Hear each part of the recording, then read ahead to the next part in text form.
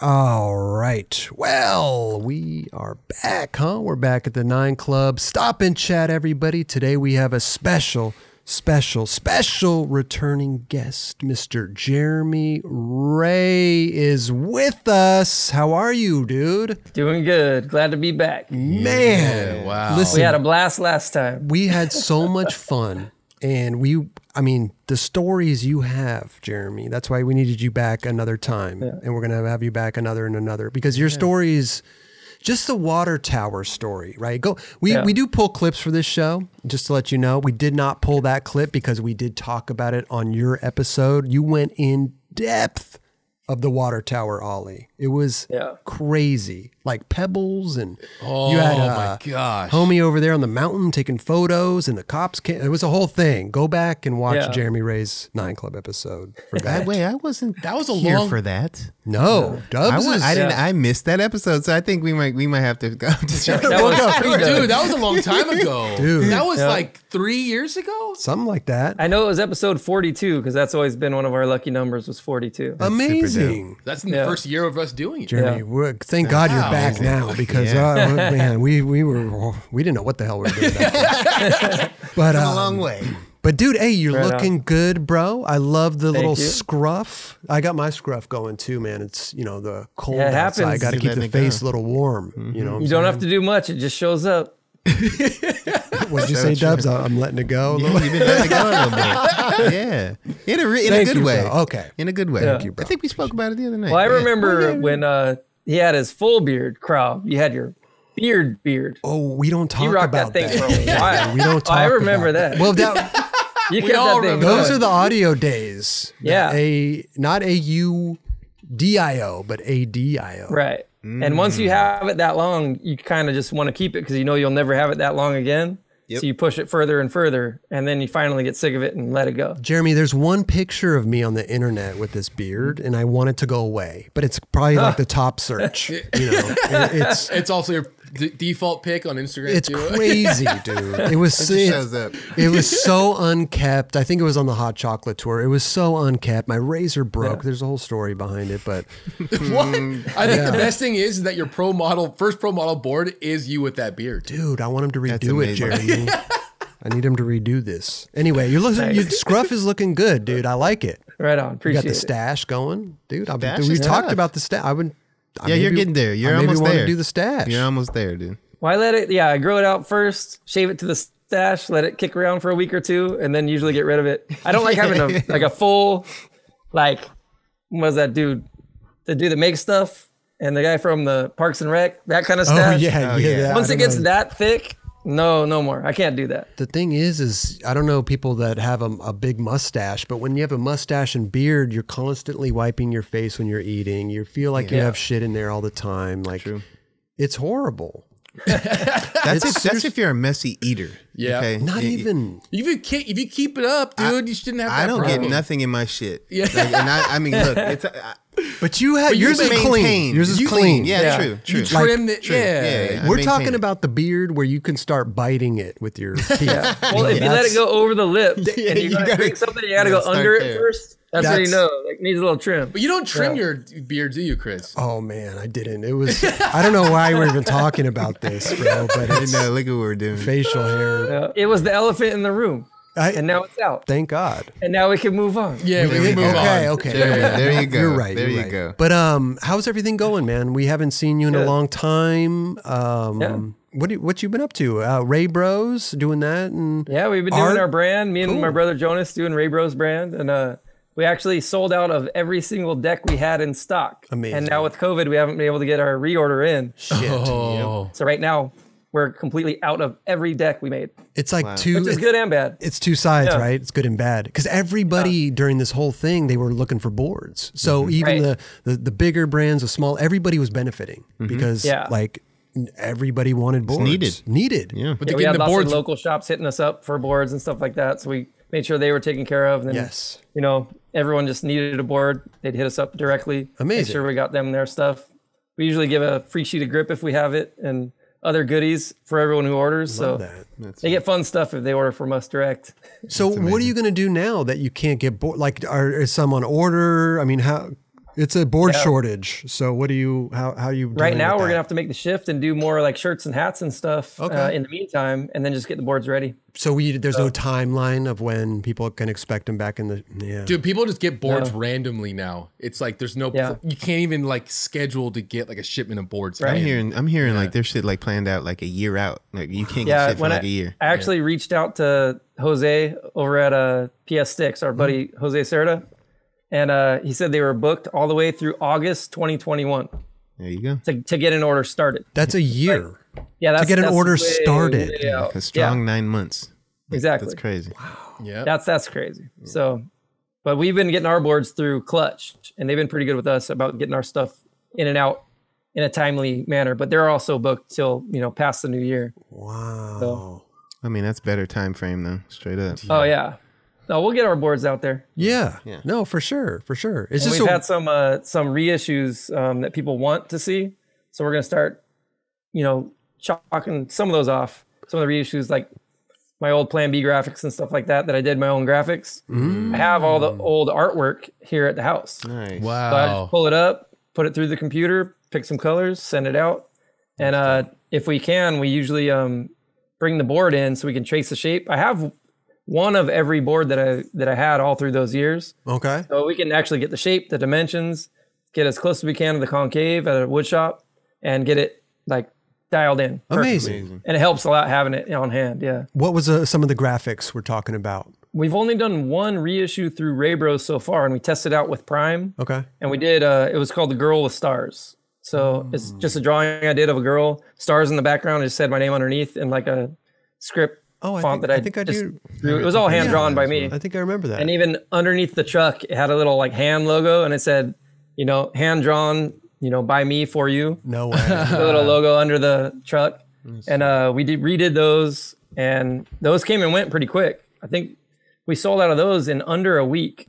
from what we made. Awesome. Which is pretty fast for us because we're just making them on our own and selling them one at a time. We're not going through a lot of the distributors or even like overseas. We're just all locally and domestic mostly. Well, there's a demand for that stuff now. Yeah. All those people that skated that board back in the day, they want it for their collection, right? Hell Even yeah. if it's a reissue. And it's coming straight from him. Pretty Oh my limited. God. Coming straight from me. Listen, Mike Valley, like Ryan Gallant, like there's so many people now that are just doing their stuff on their own that are they're killing it, having such a great time doing it too. Well, it's just fun seeing that artwork back on boards again, Totally. With all that stuff I was doing on my own, and not a lot of people knew that I was doing my own graphics back then because I never signed them or put my name on it, or like a lot of my graphics didn't even have my name on the bottom. It was just the artwork, and on the top graphic it had my name as small as I could put it. What? It was back in the 90s where like you weren't pulling like the Bones Brigade, like writing your own board, wearing your own shirt and hat, and, like promoting your own stuff. And usually if one of us had a board graphic out, you'd put a sticker over your name and like, or ride your friends' boards. Like I wrote a lot of, Menace and 101 boards just because So sick. I liked their shapes and, just, I don't know. It just didn't feel the same writing your own stuff. Is that weird? Because like you said, like it was that and then it went down. Right. Now it's just back to normal. It's like, yeah, you could support, write your own shit. Put your name. Put my name as big as you want on that board. I'll write it.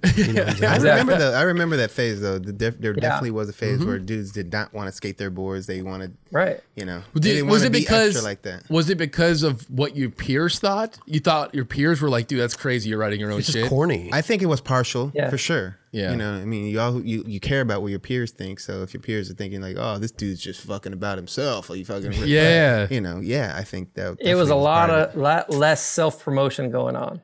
And we were all friends, so it was fun to support your friends and like ride your buddy's board. Like I wrote a lot of Gino's boards. There was a Fabian Alomar board that I loved. I wrote a lot of those throughout the Plan B video for filming those. Did you wrote those during the Plan B videos? Oh yeah, I was writing Fabian Alomar's like Tom and Jerry graphics that he had. Sick. Oh, Secondhand Smoke. Yeah, through Secondhand Smoke, a lot of those were in there. That's what's and a lot of cool, Secondhand Smoke was on Gino's board too. That's what's kind of cool back then, like, being under the same roof, you would be able to support those other brands. And it's not that you liked it because of the shape, and it wasn't necessarily like the person, like you like the shape. Obviously you fuck with Fabian, goes beyond, but you like the shape and you're able to do that and it's not a problem. That's cool. I mean, obviously we had the same thing with Grill and Chocolate. Team. Totally. Yeah, all the teams were together, so it was cool. Well, let me ask you this: when did you actually first start putting your own graphics on your board? Well, when I got my first chance to get a pro board was through Blockhead Skateboards. Okay. Yep. And that was in '92 or '93 when we got it going. Mm-hmm. And I had just drawn a tribute to Dr. Seuss. Because he had just passed away in those early 90s. So I started the project in my high school art class. So I drew the whole graphic up just as a tribute to him. And it was actually in a different shape. It wasn't in a board shape when I originally drew it. It was more of a square. And then after I was done with doing that tribute, then I found out that I was going to get a pro board and they needed a graphic. So I was like, well, what about this? So we took that drawing down to Kinko's. And it was just black and white line art. We scanned it, made a couple copies, and I cut out the characters and I stacked them up like tall and skinny, more of a board shape. And then we ran that through the process and got all the colors in there. And it ended up being too many colors to screen for like a hand screen board. So we ended up doing a slick bottom. And the slick bottom kind of got thrown in the mix by Dave and the guys at Blockhead just because I guess it was easier to do that many colors on a slick. Right. And slick bottoms were selling at that time better. I always pictured it as a hand screen board though. So maybe on our reissue, hopefully we can get that to exist. Just a hand screen board of that graphic. How many colors did you have? It's a lot. I mean, you picture like a Dr. Seuss book full of colors, and I had all the different characters, and you got Cat in the Hat, you got the Green Eggs and Ham, you got like, some elephant character. Right. Wow. Over 14 colors. All those guys. So it was too many to do just like silk screen. I mean, a slick bottom. I wonder what the process is to get the slick bottom graphic. All those colors. I think it's more like they print it out computer style and then they sublimate it into the plastic. So there was like a heat process with a piece of paper, and then it soaks it into the plastic. Which that was kind of a lost art for a while, but they brought it back recently. Yep. So now some of the dwindle companies are making slick bottoms again, and they actually look pretty good. Totally. So we might be able to get a slick done. But I also would love to see that as a hand screen board. Oh, you should do it, man. Yeah, you should do it. Yeah. I mean, even if it's a lot of colors, I think people would love to see that. Well, I was able to, when I found the artwork, I found the original line work here at my house, just rolled up in a scroll with some of my other Plan B graphics. And then I scanned it in, put it through the computer, popped the colors in, and I was able to make an art print. It was my first limited edition art print. And I made it full size, like 12 by 36.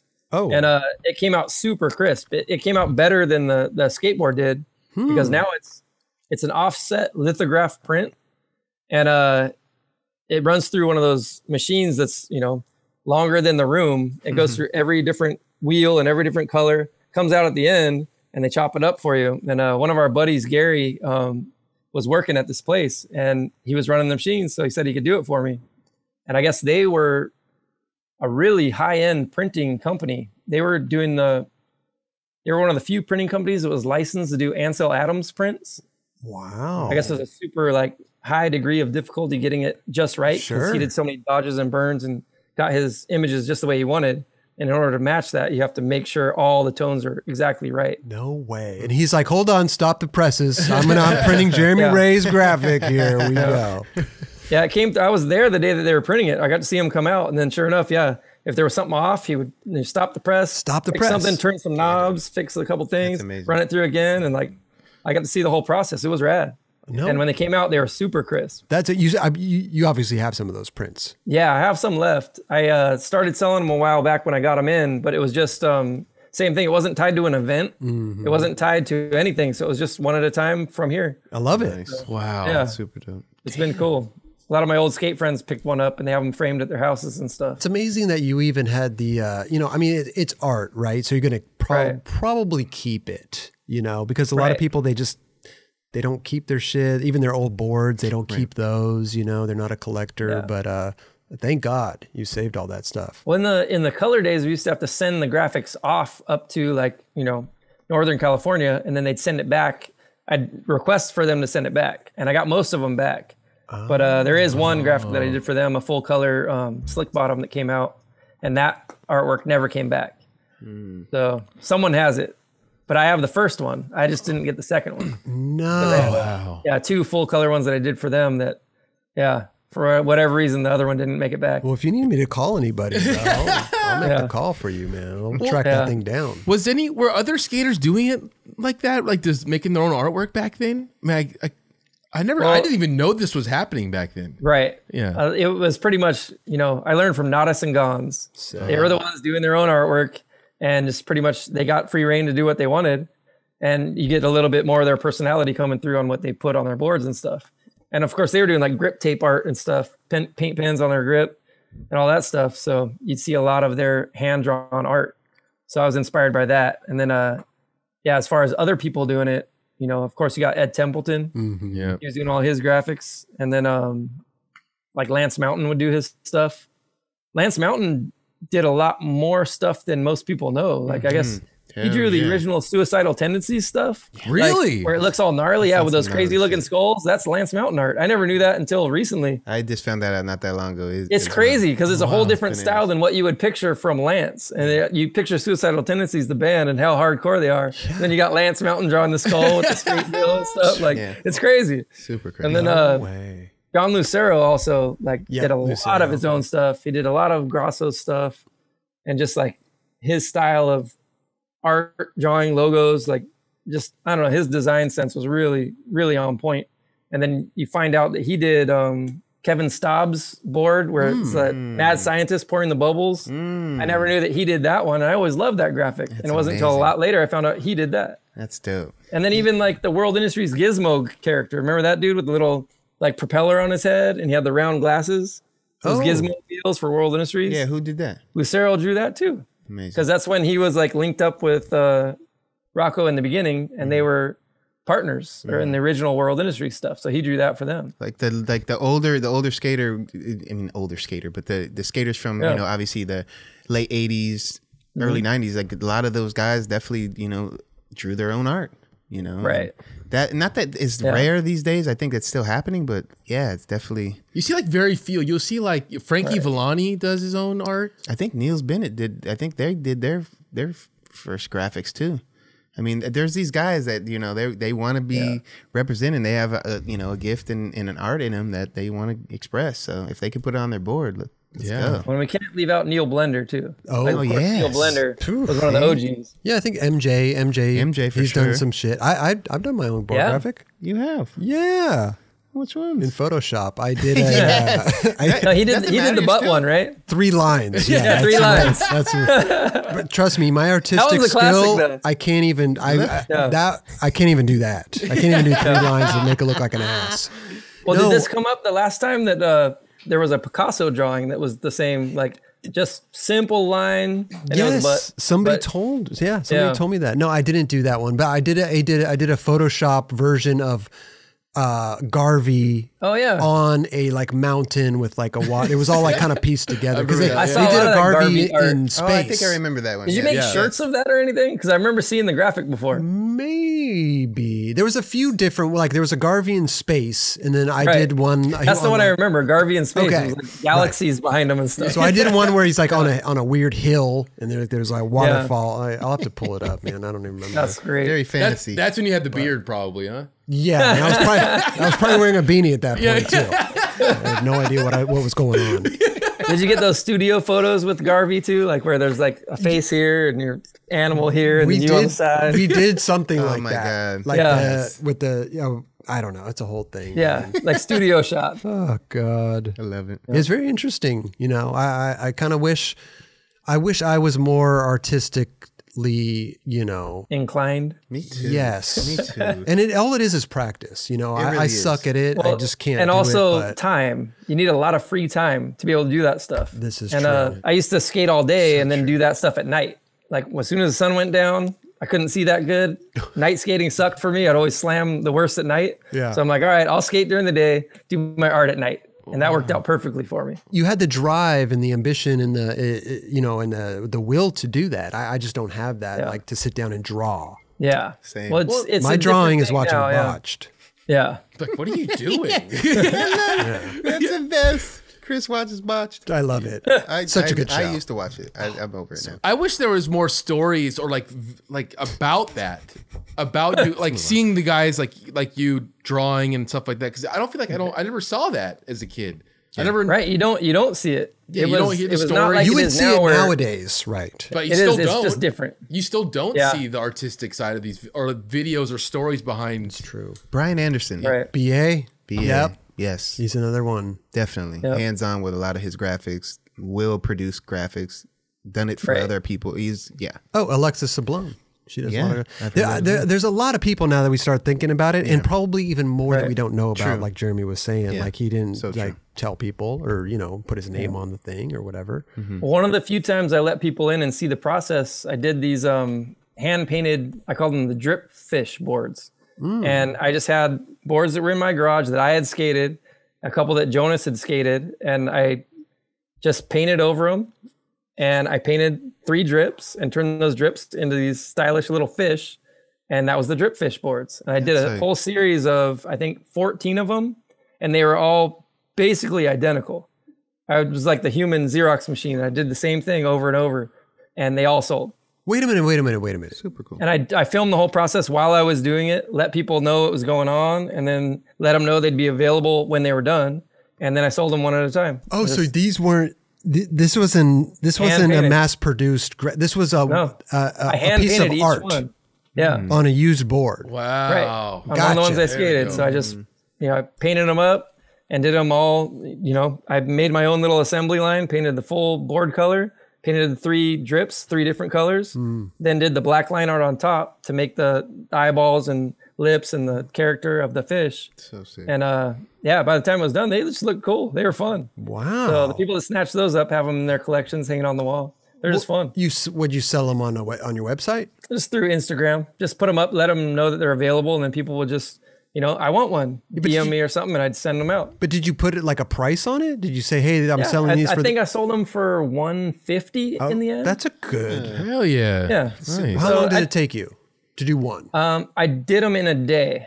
I just took one full day, started in the morning, got them all done by the end of the day. It was nighttime by the time they were done. How many I got them done in a day. 14. It's a lot of money. There you go. Yeah. It's a good day's work. Yeah, it wasn't bad. It was a lot of fun. Garage, bro. Yeah. And for that price, like $150 for a hand painted piece by someone that is cool. That's a good deal. And then it displays well because it's a board that you can hang on the wall. There you go. And it's used. You know, it was a win-win all the way around. Board. But at least Jeremy Ray wrote it. Yeah. That's crazy. For sure. That's awesome. Yeah. He wrote it, painted it, and sent it to you. So we haven't done another project like that yet, but well, you better we'll see. Let's get can we get a special 9 Club edition board? Like a used Jeremy Ray 9 Club. I'll do 9 of them. There we go. Hey. Throw it up on our eBay. How many boards are behind you? 9?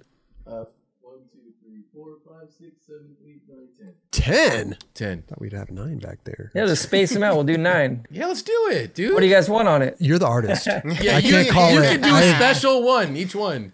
You could do one of Garvey in the mountains. You could do Jeron. You're gonna pull whatever inspiration. Yeah. Not to mention Jeron. I mean, Jeremy. I'm guessing that bust is the one that you brought to the show behind you, the one that of your own face. Can you see it a little bit? No, Jeron. Look at this. Oh yeah. He made that of himself. I put my hat on it for a while, and it got a little sweat stain right on the forehead. Because I just put it on and put some sunglasses and a hat on it, and it looked really realistic while it was kicking it there. But then when I took the hat off, turns out it was one of the hats that I had skated in, and it just sucked all the moisture into the clay, and it stayed there. But I can bring it over. Let's see. Let me see if I can get that over. Please, I'd love to see the sweat stain up close. Oh my God, I did notice something was on the forehead. Amazing. It just absorbed it. Look at that. And it was dry. Did you go to Ash Wednesday or something? You know? Oh my gosh, dude. Yeah, that was... Dude, that looks so much like you right there, that profile. Wow. Well, this was from the side especially. Wow. My first sculpture class, it was a beginning sculpture class. And this was the first project. How old were you when you did that? Probably 21, maybe. Amazing. Can you believe that? First project ever. Mid 90s, yeah. And you did that. I had done a bunch of art classes at Fullerton College, and we had done like drawings and paintings. And then they saw my drawings and paintings. They're like, you got to join us on the sculpture side. This is where the real stuff happens. So I was like, all right. Because a lot of people can draw and paint in 2 dimensions, but not a lot of people can transfer it over into the 3D art.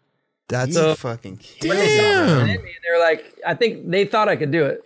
So the sweat stain brings the whole thing together. Yeah. It really ties the sculpture together. It's more realistic. You pretty much just get a wet lump of clay and a board and a pipe sticking up, and you build the whole thing around that. And then when you're done with it, they put it in the kiln and fire it up so it like hardens up. Then you get this guy. I haven't painted him or done anything else to him. This is pretty much raw how he came out. And are you looking at a photo or something of yourself, or what are you doing? I had my girlfriend at the time, Carissa, who's now my wife. She shot photos of me all the way around my head, just so I had like the straight on view, like quarter view, half view, all the way around. And it was funny when I picked up the photos, because that was back when you drop off your photos to like Longs or something. Yeah. And they look at you weird when they're giving. They were like, "Oh, you got a haircut, huh?" They thought it was like haircut. When you're testing out your haircut. It was like, "No, it's for sculpture." So yeah, it was funny. When people get to see your photo. Right. Oh, you definitely saw some photos. Checking out your haircut, huh? Yeah, they were like, "Oh, got a new haircut, huh?" Like, no, that was just for sculpture. But yeah, you need all the different views. And then even after I was done with that, I found out you needed more like little details, because those are like, maybe even 5x7 prints or 4x6. So when you're getting down to like details of ears and nose and like, all the little shapes and things, you need closer up photos. So I learned a lot about my own face from that. Because originally when I did it all symmetrical and it looked nothing like me. I had the eyes even, the ears even, the nose was even, everything like was straightforward and matching. And it looked nothing like me. Yeah. Then I was like, well, why doesn't it look like me? And I started finding out, okay, this is a little off. One ear is higher than the other, just enough. Okay. Like things are like just, that's what gives you your personality. So I had to find out every little detail about what was, different. And once I dialed that in, then it looked like me. Multi-talented, bro. Multi-talented. Straight up. Can you see the bronze one? Yeah. Oh, is that? Yeah. I don't appreciate that one. That's the poker trophy. Yes. Because remember, I came to your poker tournament one time for your birthday. You did. You won? No, I came down there. I got to the final table, and I think I ended up getting like 4th. Yeah, he was in the top. I was short stacked at the end on that final table. Woo, it was a rough one. That's a different poker tournament. I do this for my poker tournament. We have this one, and we run it like the Stanley Cup. If you win, you get your name engraved on the base. Wow. And we keep adding names. Okay. But yeah, there's only a couple things that got in the way of us doing it every year. Like we took a year off when my son was born, and then there's another gap when my daughter was born, and the last gap is from COVID. Yeah, of course. Wow. Well, speaking on that, I'm about to be doing this coming February would be my 15th one. Okay. And I haven't had no hiccups, but this is going to probably be the first hiccup. Yeah. Upcoming. So I'm kind of disappointed in that. Yeah. 15 years, bro. That's crazy. I'm tripping. That is crazy. I've been to every one except the one last year. My guy. Jeez. Every year. I think Jeron stopped inviting me because we got into it on the first hand.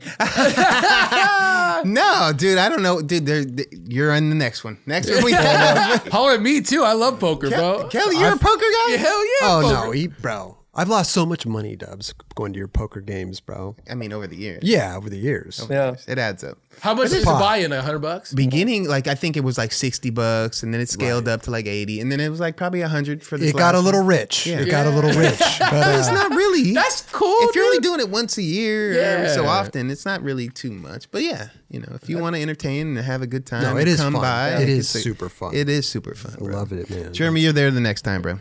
Sweet. It was fun. I haven't played in a while, but yeah, it's hard to get. My friends don't play anymore because they all fish now. So every time we try to get a poker tournament going, we're going fishing. We're going to Catalina. They all have their own boats and they go fishing. So. You should play a Go Fish championship. No, you have. That's when you have to flip it and be like, all right, we're going on a fishing trip and we're going to play poker. Oh. Perfect. That does sound tight. Yeah. On the fishing boat. Well, if you might can pull get that seasick. You just put a little bell on your pole, and then if somebody catches it, ding, the pole. I know. Go shit. Somebody's got to Paul, go get your pole, man. Got some on you.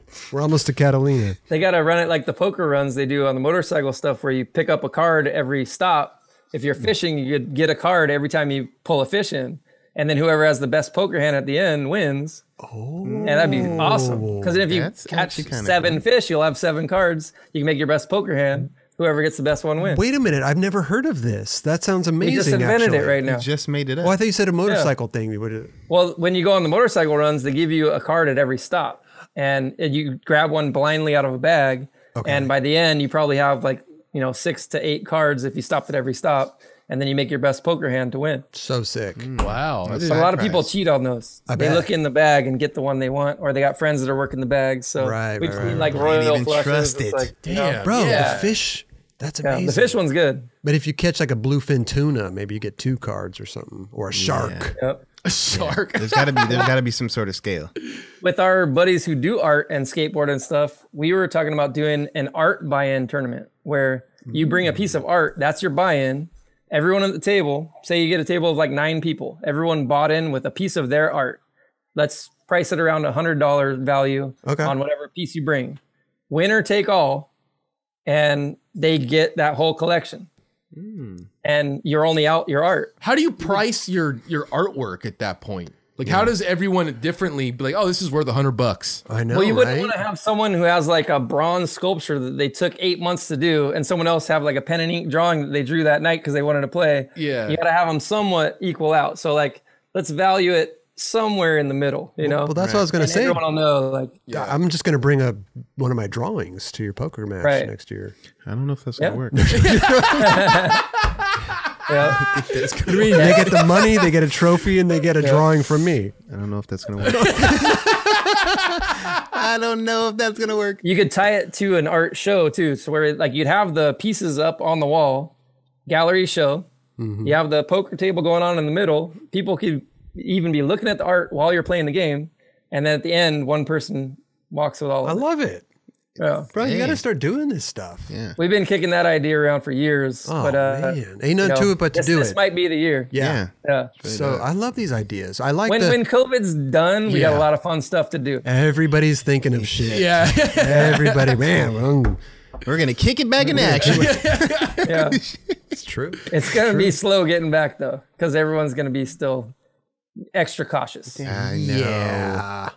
But That's a true. nice fishing. I like the fishing. You pick a card for That'd be everything, awesome, and then you have the best hand, whoever, Yeah. That's a cool idea. That is cool. Because even if you have it could work. wait, how many poker? You got 3. It's usually 5 cards for a hand. cards. Yep. Yeah. So if you catch 5 fish, if you only got 3 cards and you end up with 3 aces, you're good to go. I was gonna say You never know. Oh, you can make it work. 2 pairs. Yeah, you can make it work. 4 fish. Yeah, that's right. So it's possible. You don't need the full 5 card hand to make it. Yep. This you could almost implement into anything. You could almost implement this into a game of skate or something. Yeah. Right? Every time you land a trick, pick a card, and whoever has the best poker hand. If the game was long, then you'd have a shitload of cards. Well, I mean, you get what? SKATE, 5 cards, 5 tricks. Well, if you land a trick, then you're saying you get a card. If you could do, I you know see what I'm what you're saying. Yeah, we'd have to, you got to change that. Because if you keep going back and forth, you don't. Get Okay, well, 11. I don't have everything written down. Quick thinking. It's quick thinking. I'm just trying to figure it out off the. I do like that style though. That is pretty cool. I never heard of that before. There's a way to make it work. Every time Kelly laughs, we need 8 decks of cards. We need 24 decks of cards. Every time Jub says Alleygash. Hey. Or not for nothing. Not for nothing. It's definitely What I haven't been saying 1,000 that much. I'm going to start picking Bring that that- back yeah, up. you gotta Picking bring it that back up. Yeah. Bring that back. Bring it back. Jeremy, we have all of our, we always joke around and stuff. Yeah. But what about skating, dude? Are you rolling around these days, or what's your vibe like? What it's like around here is the kids are doing their homeschooling thing. Because of COVID, they're not even going to school. Right. They had started a hybrid schedule where they were doing a half day, but they only went in at 7:50 in the morning, and they came out at 10:25. Oh wow. So 3 it hours. was 2.5 hours. it wasn't long enough to even go to a skate park and film something and come back. So I ended up just doing my trick a day on the ramp again, because we have our mini ramp in the backyard. Amazing. So I sparked it up and just you know what, that's what I have time for, so that's what I'm going to do. Hey. So I did a trick a day. and it's a different trick every day.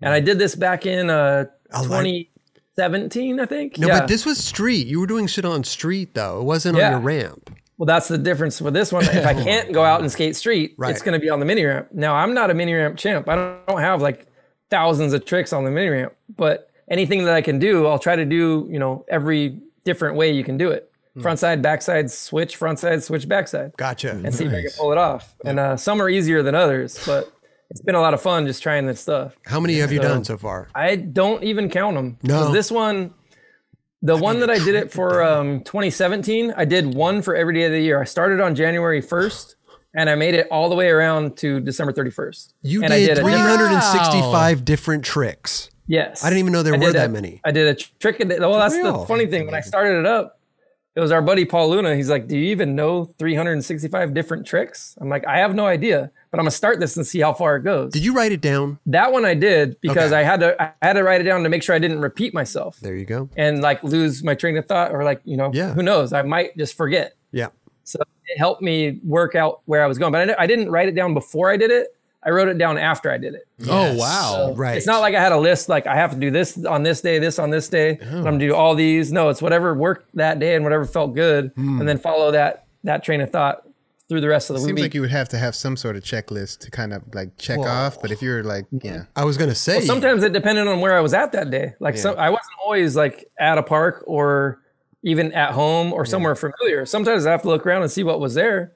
And just do a trick on that. And like, what haven't I done yet? And or what wasn't there? Just the flat ground. Yeah. So what started all this was doing a kickflip a day. Right. In 2016, I realized like, you know, I'm not getting out to skate as much as I want to. So what I'm going to do is I'll just do a kickflip every day. Even if I'm not skating that day, I'm going to walk outside my house, hit the sidewalk right in front of my house, do a kickflip, come back in. And some days that's all it was. Some days I'd seriously just no warm up, no nothing, walk out, do a kickflip first try, put the board away, and carry on with my day. Right. And if that was all I got, that's all I got. And that was fine. And other days I get to actually go skate and go out and do stuff. And then while I'm out, I'd get a kickflip while I'm at it too, film it and put it up. And that's what made me make it on that year all the way to the end was that was the first year I decided to film it. Film the process and let people in to see it. And then they're kind of holding you more accountable. Right. Yeah. Because we had probably tried maybe 4 or 5 years before that in a row to do it. And usually around April, it starts to taper off. Yeah. And you just, you know, you miss a day and you're like, oh, that's it. I didn't make it. For me, it's like January, it tapers off. It starts and then it's gone. Yeah. It's like January 3rd, it's like gone. I remember Mike Mo, he was doing you had to do the first, he had to land a kickflip the whole time. He couldn't mess up on first a try, right? No. I think it was he could never mess up on a kickflip the whole year. Oh. He made it quite He made it far, then he fucked up once. You're right. And then it was like, but I think he at least had to try it once a day. Yeah. Nice. That was strong, yeah. Straight up. So now you're on your mini ramp. You go back there and you're trying to do you're not trying to do 360. I've done tricks that I haven't done in 2 decades. Recently now I'm doing some new shit, I would imagine. Yeah. Well, I did some stuff I've never tried before because I'm trying the tricks 4 different ways. And like, I've never tried that switch front side, you know? Yep. Like I'll give it a shot. And oh my God. The hardest one so far was probably the front side half cab to rock fakie. Wait a minute. Without going all the way around. Just come up. Oh, wow. Front side half cab. Front side half cab without all-in, just turn. Front side half cab, turn into rock and come in straight fakie without turning it all the way around. Yeah. And making that thing stop halfway was really hard because your shoulders want to keep going. And just turning into it, the first few felt so awkward. And then once you get in, you keep sliding almost. Like your board will slide on the coping too, right? Yeah. Depending on which angle you're coming at. But dude, it seems like the most simple trick that you might be like, oh, I can do that shit. It's like, motherfucker, that shit's kind of hard. You know what I'm saying? Well, especially if you're not someone who knew how to do this stuff told me I was going up straight. And they said it's a lot easier if you go into it front side and angle it a little bit because then it throws you toward the coping. The way I was doing it, I'm throwing my whole back away from the coping and it was just like infinitely harder to do it that way. Just go straight. So if you angle into it, it puts the coping right behind you where it should be. It makes it a lot easier. And once he said that, then okay, I tried some other stuff and it made sense for a lot of stuff. What size ramp are we talking about in your backyard? I have a 4-foot mini ramp. 4 foot. Okay. Yeah. And it's pretty mellow transition. I think it's a 7.5 foot transition. Oh. So yeah, it's been good for everything except for Smiths and Feebles, because it's just mellow enough to where your wheels are touching on the top and you don't get that space. Like if you hang a Smith, the wheels are still dragging. You can't get that, that loose, good grind. You can't lock in as good. So we're counting Smiths out of the question for this trick a day thing. I could probably make it work, but what I'll probably do is get somewhere where it's a little bit steeper transition, like at a local park or something. Gotcha. Oh, so you get those ones nailed out there. We're not okay. So you could travel around. You don't have to stick to the backyard ramp. Right. Gotcha. Go. But while the kids are homeschooling, I don't have time to do that. I know. So yeah, I'm stuck here now. No, but I love it, man. I love that you're just posting this stuff and keeping yourself busy doing this, even if you can't go out for a skate session. You know what I mean? It's almost like you're holding yourself accountable for skating. Having fun too, man. Yeah, because you want to skate, but you can't get out all day. You got other stuff you got to do. This is what I can do, so I'm going to do it as much as I can. Do it every day, and push myself a little bit. I love it. In any way I can. It really keeps you fit. I never was the guy that went to the gym, right, or exercised, or even stretched. I don't do any of that. All I do to stay fit is go skateboarding. Yep. That's it. You never stretched or anything doing these big ass gaps or stairs or nothing. No, and I would cringe when people come to the park and start doing their old man stretch. And like, man, like Solomon told me what to do. Solomon Aga at the Tampa park on one of those pro contests, he just rolled around in his overalls. He would not hit his tail for the first 15 minutes. Mm-hmm. He would just cruise the park, like air over the hips, turn around on the quarter pipes and all stuff like that. And then finally he'd start hitting his tail. And he said he didn't do any flip tricks for the first like half an hour, 40 minutes. That's how he would just roll, then start snapping his tail a little bit, and then get control. Then he's warmed up to flip stuff. Get the blood kind flowing. of like my warm-up That's routine. Your warm-up, yeah. I was like, I'd go to these skate spots and I'd just, shove it, shove it, shove it, shove it, shove it, shove it. Mm-hmm. I just cruise around and shove it and push, and then it would be like a back big spin, and then just all shove it's, Yeah, Nollie and you work your way through it. Yeah, I've definitely done the shove it warm ups before. They work. They're fun. That was how we warmed up back then. Now it's like skateboarding's gotten. I mean, actually, you guys were doing gnarly stuff back then, but I have to stretch now, and I never did that until now. Same shit. Like I have. Just don't do it in front of Jeremy at the skate park. Are you the dude at the spot with the little roller wheel and you're rolling? He's the dude at the out? spot with the jump rope. Because like I've seen people with the little roller thing. Yeah, like, the foam roller. That's like, roller thing. That's just become normal, bro. Real shit. I used the hyper icing, the hypervolt. Have you seen those? Those things that like go super fast and you just like put it in your muscles. Like that works wonders, bro. I'll fucking bring that shit to the spot. I do that. I bring it to the spot. It changes the game. Because I've broken some shit and my muscles are jacked. So I ain't tripping on that shit straight up. You can look at motherfucker all day. I'll bang that shit on my leg until that shit feels like, okay. It feels great. I can't even walk anymore after that. Like, it feels good too. But I'll also stretch too. Like I think it's one of those things that, I mean, I have to kind of like at least pay attention to my body to some degree. And stretching does help me a little bit. I think that even with a lot of kids these days, it's just becoming a custom. Yeah, totally. And it's everybody's different, right? Yeah, it's like Jeremy Ray's about. I mean, people don't warm up. Dude, Tony Hawk. People don't. Yeah, Tony Hawk don't stretch. Tony Hawk doesn't stretch. He says that's a little line he does. Amazing. And totally. That's it. Totally. I was like, geez. You and Tony Hawk. Dude. Imagine. There you go. I mean, he probably teammates skates a lot still too. Oh, every day. Yeah, he skates. He's got his ramp in his backyard pretty much too. So because when you're comfortable and you're skating every day, it gets easier. Oh yeah. When you take some time off and you go try to step on and do what you were doing, that's when you're gonna end up hurting yourself. Totally. Or pulling something or doing something weird. Yeah, because you're not listening to your body as much. Seriously, Jeremy, I feel like every time I try to switch my routine up is when I kind of strain my muscle or something happens. Like my calf will.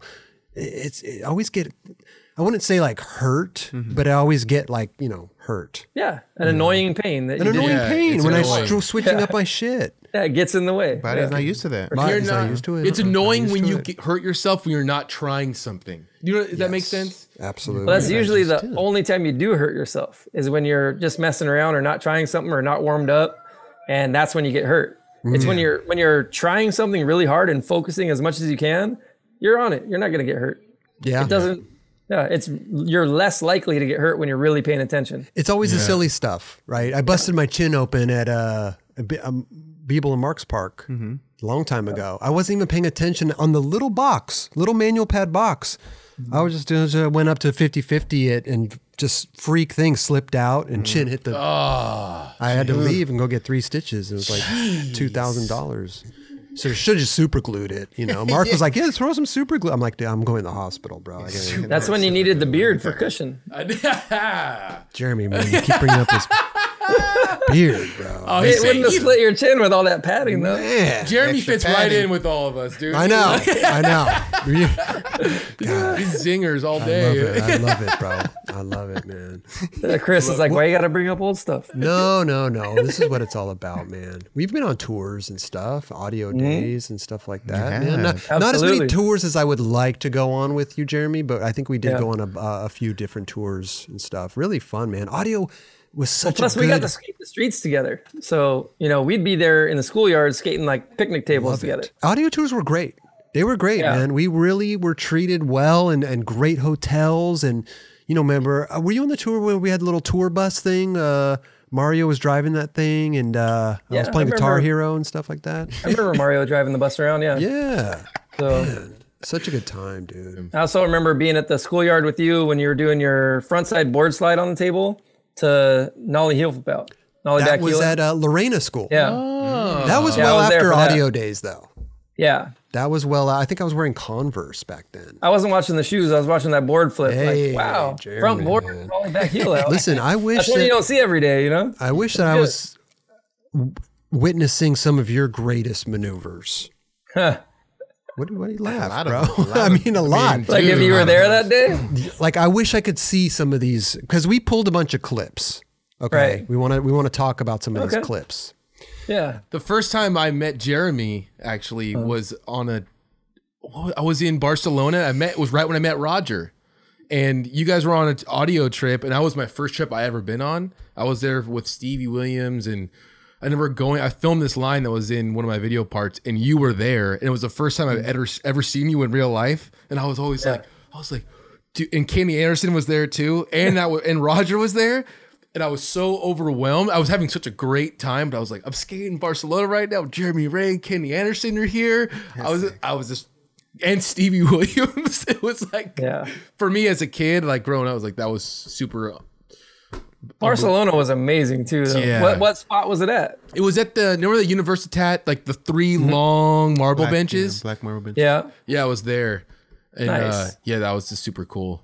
And Roger was at the bar every single night. So was I. That's when I could. How old were you? I was 19. You could go out then. You know what I mean? Yeah. 18 and up. You're going out and experiencing. Oh, some nightlife. I was at the bar every night, and you were there every night too. No, I know. That's what I said. He did say that. I did say I was there every night. I was like, he was there and I was there. I was 19. Yeah. And Joey was there too. And Brian Brown. No one stayed at the fucking apartment. Everybody was out with everybody. Everyone was out. There you go. What was cool about Barcelona too was that you had to skate everywhere. Yes. Yeah. You wouldn't get in a van, you wouldn't drive, you wouldn't be like, you know, tired legs when you get there. You would skate to the bus station, the train station. You'd skate from the stop all the way to the spot, skate the spot, then skate back.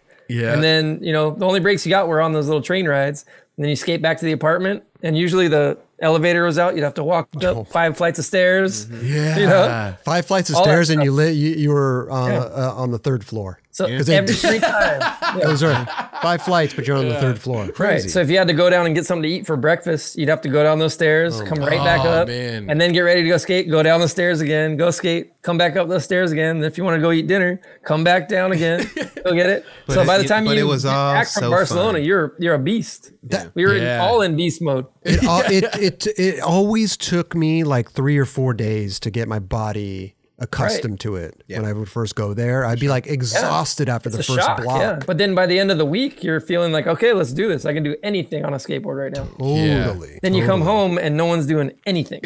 Oh my God. You get home and you're like, doesn't anyone even want to go skate? Like I come back so ready to skate and nothing's happening. But when you're skating to the spot, like it's really rad because you're kind of like somewhat warmed up already. That's what it is, though. It's like in the spot you're going to is like some ridiculously amazing spot. So you're excited. Well, and you'll find spots on the way to the spot. Yeah. And you keep going. You're like, wait, what about this? No, let's keep going. We're going I'm like, but this is dope. I know. Look at this ledge right here. One of the ones I got people to stop for was we were skating to a spot, and it was on one of those streets in Barcelona where it has that really narrow strip of metal. Oh, and it almost has like a shark fin coming out of the ground. Yep. And it was like, we can't just skate by these things. Let's skate this thing. And everyone's like, what are we going to do on that? So I launch off it, do an ollie, and you can get overhead high off this thing. Right. But then other people start following suit, and like a crowd starts gathering around the sides watching us launch off this thing. And everybody got something that day just on that little thing. And it was like, we got to skate this. But now everybody's skating those things. Yeah. But like we were skating by them over and over. And it's like, why isn't anyone trying to skate this thing? I know we can do stuff on this. No, I would have skated right by those things, bro. I would have. No, they were fun as hell. It's crazy. They were rad. No, I've been there. Oh God, they're super narrow. There's a lot of spots. It's on the way to Bezos. Bezos. Yeah. You'd skate down that thing. And there's a bunch of them in a row. Right. So we were skating by them. It was like, we got to skate this thing. And they hadn't really been hit yet. No. Until we started flying off that. That's, I think the same day we skated it was when Ray Barbie got his 180, like a frontside 180 photo, super high off that thing. Yeah, that was that day. It's crazy we will land back on it. Brent Ashley did the one where he frontside ollie and land back into it. Yeah, that was just like that's up, gnarly. Down. Yeah, because it is. It's as wide as your wheels. Like you know, you're gonna grind at some point if you're off by a little bit. Yeah, we got these tricks here. Let me start off with the Gons Gap. Okay, listen, this is in the color video. Yep. Switch 180 the Gons Gap. So amazing. Now, what I don't know is if that was before the switch ollie. I think I switch ollied it first, but interesting. The switch ollie footage never got played anywhere. Wow. It was filmed by the Russian twins. They were always around with their camera. Yeah, and they were the only ones that had the footage of it. And someone was there that got the photos, and the photos ran, but we don't have footage of the switch ollie. But it was the first switch trick to go down on the Gons Gap. It was. Oh. Yeah. And then I think 2 weeks later, Matt Rodriguez switch ollied it. Oh wow! And his ended up in a stereo ad, from what I remember. Yeah, that was documented. Damn. Yeah. Wait, so were you? I'm sorry. Go ahead. Please. I was just like, so the Russian twins were there filming, but were you like even tripping on filming it, or are you just like, oh, I'm skating, I don't even care? No, we were just skating, and like we didn't always have a filmer with us all the time. Yeah. So sometimes we're just shooting photos, and sometimes we're not shooting or filming. Like, but we try to get one or the other. So we were just sessioning the spot. Yeah. Wow. And sometimes you'd get the footage, but not have a photo. So you have to go back and get a photo with a photographer. And other days you get the photos, and then like now I want to film it. You have to go back and film it. Right. Jeremy, what shoes you That was normal back then. Roger asked what shoes you're wearing back then. Now that's rare because I think I'm wearing half cabs. It looked like it. Yeah, It was the one. Yeah. It was the one and only time I wore half cabs, and they were so thin and hurt your feet so bad. I actually put extra insoles inside. Oh wow! Well, jumping down shit doesn't really work with heck. Right. It didn't, especially back then. They were super thin. They had no insole whatsoever, and it was just you'd hurt your feet. So in order not to bruise my heels, I just slid some insoles in there. What was it like skating that gap? Because it's such like a weird mind almost fuck at the same, because it's like skinny run up, but like you're going off a gap, landing onto a set of stairs. That's kind of going diagonal. Yeah, it's like. And what year are we talking also? What is this? This would have been like 93. 93. But late 93. Wow. Was it like a big gap, or was it a big gap and like the addition of like the. But he was no stranger to big gaps. It was a decent sized gap because it was long. It was long and low. So you had to be like, you had to be able to get the speed to get there. And some people just didn't have that kind of push where they could get it. And for this one, the run up, you can't tell on the footage how narrow that thing is. Yeah. It's not as narrow as that little thing in Barcelona. But, you had barely enough room to push and get it going, and you had to duck under a tree branch. There was a tree branch that like was sagging low, and if you started in front of that branch, you wouldn't get enough speed to get the gap going. So you had to duck under it and then get a couple more pushes. Wow. I remember, I think it might have even been that day, Jason Dill was skating that gap with me, and he ducked under the tree, but stood up too soon and clocked his head right on the tree. Hit it as hard as you could. Yeah. He was bleeding from the top of his head. It like, messed with him a lot. He didn't skate much the rest of that day. It rocked him good. Damn, dude. Yeah. And then basically you just annihilated the EMB 6 stair. They called it the 7. The 7, right? You gotta call it the 7. Sorry. Yeah. But it's 6. Yeah, that's the EMB 7. I know. Wait, how come they called it the 7? I think it was just a little gap. Extra gap. Yeah. Oh, okay. Extra gap made it longer. And they've never called that a double set, even though technically that would be a double set by today's standards. Totally. That's always been the EMB 7. Yeah. But the switch flip, the switch kickflip was 3-5-3. first try. The switch flip was first try? Yeah. Switch kickflip was What first about try. the switch backside flip? The switch backside heel, I think, was next. And that one was probably maybe third try. Dude, fucking 3 tricks in one day down to 7. Dude, fucking killing the game. But the switch backside kickflip gave me a little more trouble, but I still got it, I think, in like 5 tries. Whoa. Wow, dude. Get him. That's so crazy, man. Amazing. We were talking about it before the show, and like you did a lot of switch backside flips down stuff. I loved the way they felt, and when you land, you're actually landing forward. So you get the hard part done, it's easier to land right away forward than it is fakie. You're less likely to stick.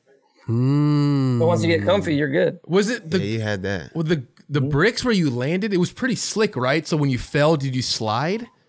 Yeah. If you fell, I never fell like and slid. I know a lot of people would immediately try to get to their butt. Yeah. It wasn't that far or that fast. I was able to walk off most of the time. Damn, dude. Yeah, And that's people would trip. a few times. People would seriously trip. Like, how come this guy's not falling down? Like, well, I'm not going that fast. I can walk off this. Yeah, I'd skate that thing. See, I've got a white shirt on, no marks on it. No mark. Well, this was later. I'm not falling down. This was secondhand smoke. The first one was from what was and the story on that frontside half cab flip? I had got the frontside half cab flip, and I didn't like the way that one looked. So I spent more than I normally would to get a perfect one. Okay. And then when we look back at the footage, I liked this one more because of that bird. See the pigeon fly by right there? Like at the beginning of the clip? Yeah. Watch when it plays back. There's a pigeon that flies by. Did I see that guy? Oh, yeah. What was wrong with that one? It's got a squat that I don't really normally Didn't do. want the squat. But I love it. It didn't flip the same way it normally does. It didn't catch like mine normally do. It caught kind of primo and then flipped in the air. To be honest, that's like a really, like getting ash out of a fakie frontside flip isn't like too normal. Does that make sense? Like that side? Like the nollie backside flip is a right angle. Yeah. Right. Well, I went and put in the time and got a perfect one. And in the end, I liked the first one. So we just ran the first one anyway, even though the other one was way more perfect because it didn't have the bird and it looked easier. That one makes it look like it was harder. That's so funny, man. Yeah, it's one of those things. Like sometimes the sketchy one is the good one. No, this was secondhand smoke. That's your skating right there.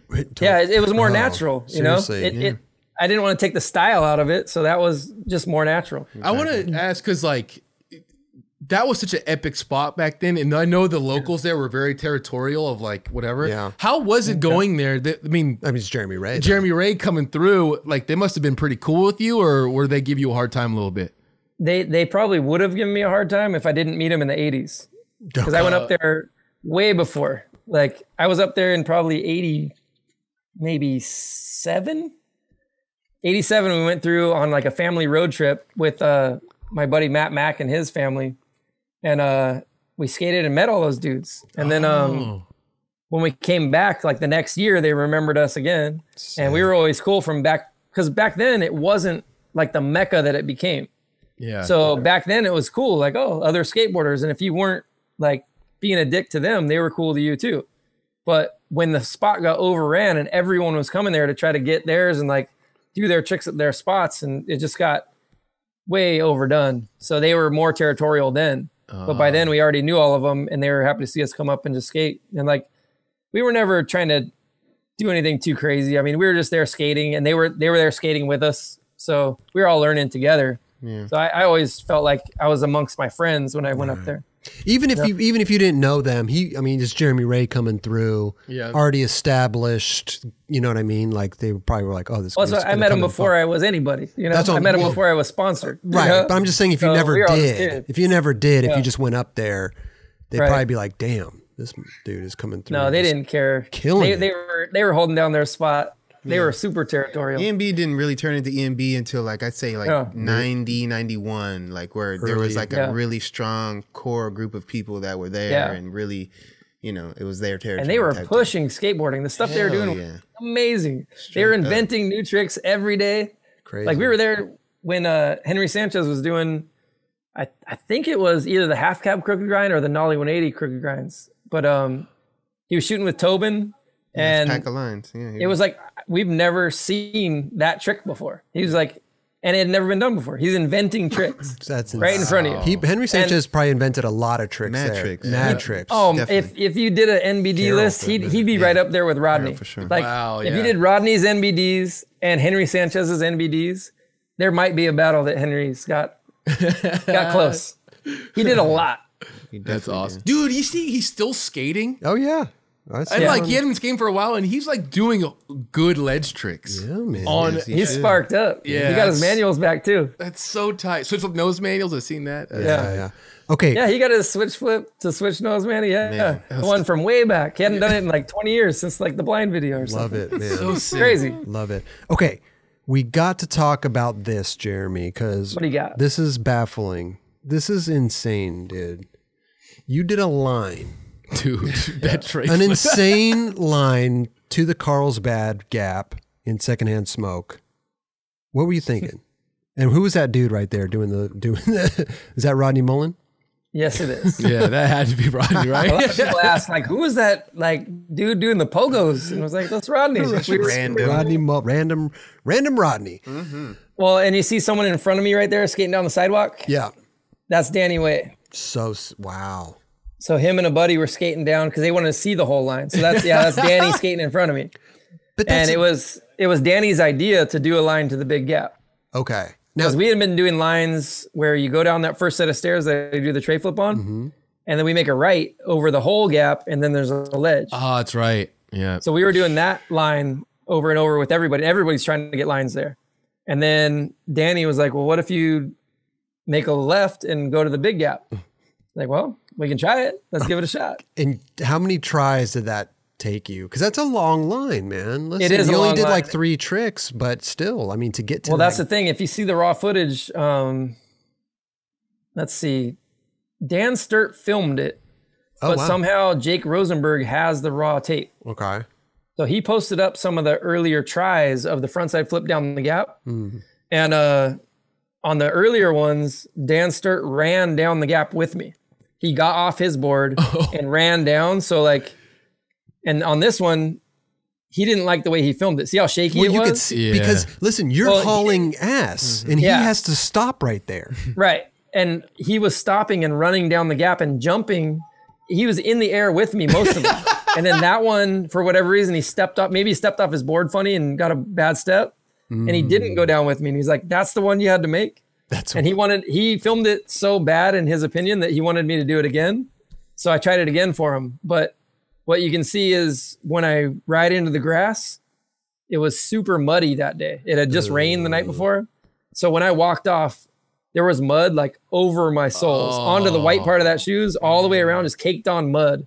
So even when I tried to get back on and do it, there was no way. There was just all the grip was lost. Gone. Damn. So I tried a few more times, and then I realized, you know what? I'm just going to stick with the one we got. But in the earlier tries, I did a lot more flat ground on the way to the gap. Oh, you did? Oh, yeah. I was filling it up with flat ground every, few squares. And then realized that I'm going to get worn out just doing flat ground, and I'm never going to make it to the gap. So and you got to keep tray flipping the stairs. Yeah. You know what I mean? Which probably at the time, that might have been the biggest stair set I've ever done a tray flip down. That wasn't something that I did very often. How many stairs was this? I think it's an 8 stair. Is it? Oh, yeah. I don't know. Is it 7? 7. Yeah, 7. 7. Yeah. I mean, listen, bro. I mean, what a great well line. Have been a fucking 8-stair or 9-stair. Like, I'm always paranoid trying to do flat ground tricks in between my tricks, you know? Well, especially Like if it's this big. This big I of a can't, yeah. Well, I'd like to see the raw footage from this and see those other ones where like I was doing, you know, like nollie heel flips and 180 flips and stuff like that. And then I'd get stuck on something about 5 tricks in. Sure. And then it was like, you know what, let's just get to the gap and get one. And once I have one, then I can fill it in. There you work go. backwards. And I can always do it again Yep. and just make sure I can make the line and then get the next one.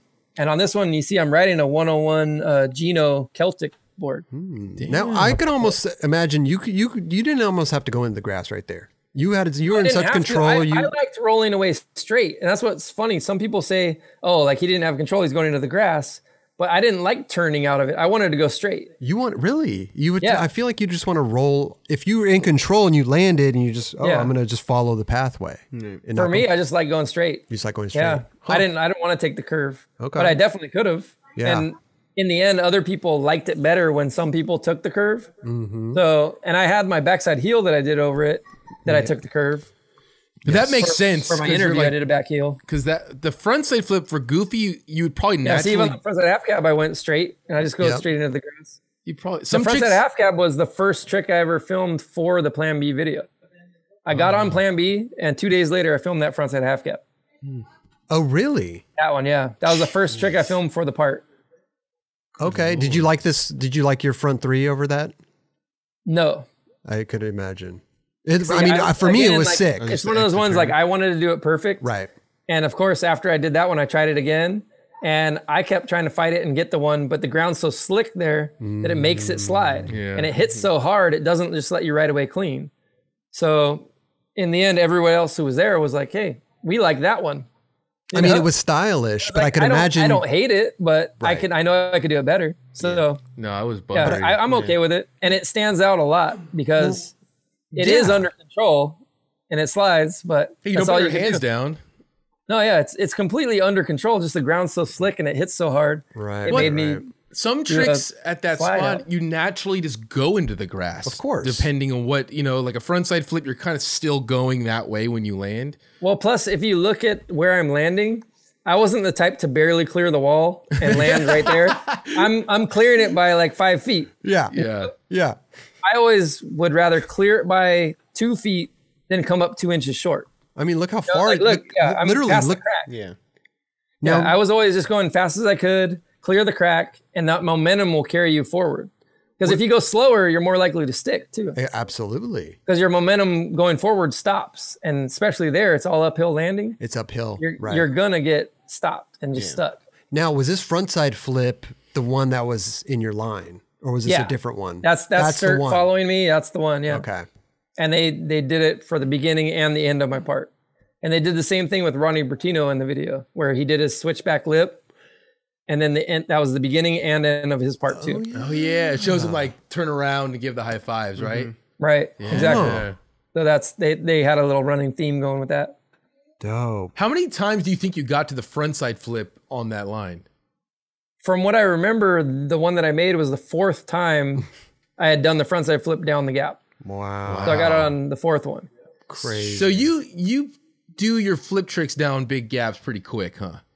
Yeah. Yeah. That's the thing. Like, Yeah. you have to be confident and know that you're going to do it. I'm not going there trying to see if I can do it. I'm going there because I already know I can do it, and I just have to like Yeah. not freak out. If you're confident and you're relaxed when you're doing it, and you just don't kick it out, it's there.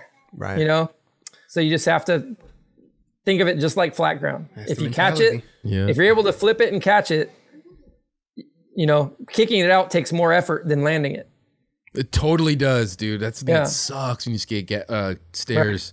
Like, Well, and if you start kicking it out, it's hard to undo that Undo because that it. becomes Yeah. your natural reaction. Is you get it to your feet and you want to kick out, Right. and then you get stuck doing that over and over. It's- If you can just try to stay with it and not kick out, just relax and let it go to the ground, you're more likely just to make it in the first couple tries. Listen to the man, Dubs. God, This I is mean, that's why I was never good at me- fucking jumping bro. down shit, bro. I was not. I had moments of confidence of jumping down shit, but to be honest, Right. like I never felt like I'm going there to do this shit. I was going there and I'm gonna see, I might do it. And it's also that muscle memory. Like I would try to nollie heel flip gaps or switch heel flip gaps, and I would kick it away. Of course, I'm not going to land it. My muscle memory's kicking in right there. Right. I'm doomed from the start. Yeah. You'll have that one you caught perfectly. And you're like, why did I kick that away? Why did I kick it away? It's because you already kicked it away the 20 times before that, and it hit the same way. So like, you get that one that feels perfect, and your legs just react and they kick it. And when you stick that one, it changes your head. Oh my God. You're like, oh my God. I think about the trick so differently. Well, it's almost like being scared to try something, and then you try it, and the first time you try it, you're like, okay, cool, I got this. You get rid of all that. Yeah, you get that first one out of the way, and you understand it a lot more. Yeah. Right. Let's talk about this one, Jeremy. The one that got away. Let's talk about this. The front three down Love Fountain, man. Yeah. So we were there for, I think, maybe a 2-day trip. It was real quick. I know we were in and out pretty quick, but it had just rained the night before. So there were still puddles. In the big rain. You in the rain and the gaps and stuff. There were still puddles all over the ground, and we weren't going to skate it. And then one of the skaters who was there, he was like, "Are you going to skate this thing?" And we're like, "Well, it's a fountain. Obviously, it's real slippery, and there's puddles down there. So I don't think we can get anything done." So he went to the trash can, got newspapers out. He dried up the puddles. No way. And when it was dry, he's like, "Now you got to skate it." Wow. And I was like, yeah, I'm in. I'll do it. Wow. So I got the ollie first try. I got the backside 180 first try. And then I went for the front three. And I landed on it first try.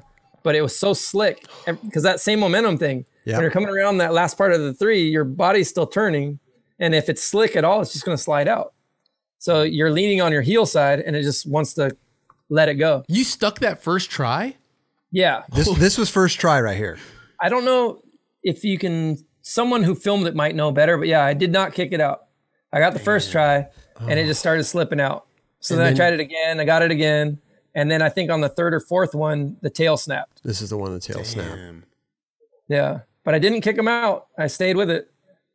And if it was drier, it probably would have made it. Now, I mean, at this point in time, Jeremy, this wasn't the biggest thing you front three'd, or was it? No, it wasn't. But I loved the ground there. That on top, that marble ground, because it's that rough marble, but it's super dense. Right. So the pop you get off that marble is something else. It's so good. Man. It's so snappy. But the ground at the bottom sucks. Did you ever want to go back and get that? I mean, sure. Why not? I've only been there that one time. That's the only time you've been there? Yeah, we got to skate it. Oh, okay. That was it. Gotcha. And then it was for an audio trip, and we left the next day. And I didn't have a board with me to set up. That was the only board I had with me that day. Or I probably would have set up another one and kept going. So that was it. Wow. And yeah, I mean, we could have gone back and got it, but you didn't. We ended up getting it other places too.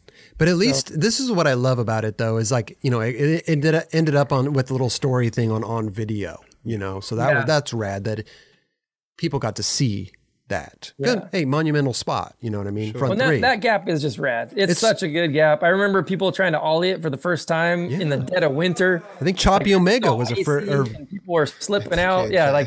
Choppy was a first. Or Vinny Ponte was a Vinny Ponte did that for sure. I know Vinny Ponte was up in there. Was he the first one to make it? I thought he was. He might have been the first. He jumps in the crowd with his hands up. Yeah, Choppy did it first, and then Vinny was the first. He landed, rode into the crowd, and jumped. You know? So Choppy did it first. Choppy did it first. Vinny filmed it first. Vinny filmed it first. Okay. Yeah. Wow.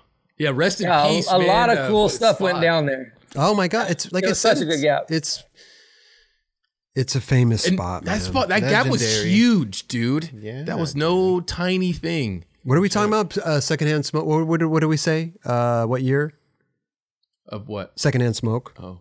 That'd be like 94-ish. Oh, no, not secondhand smoke. This is Oh, that's audio video stuff? This is in a Trans World. This was on video.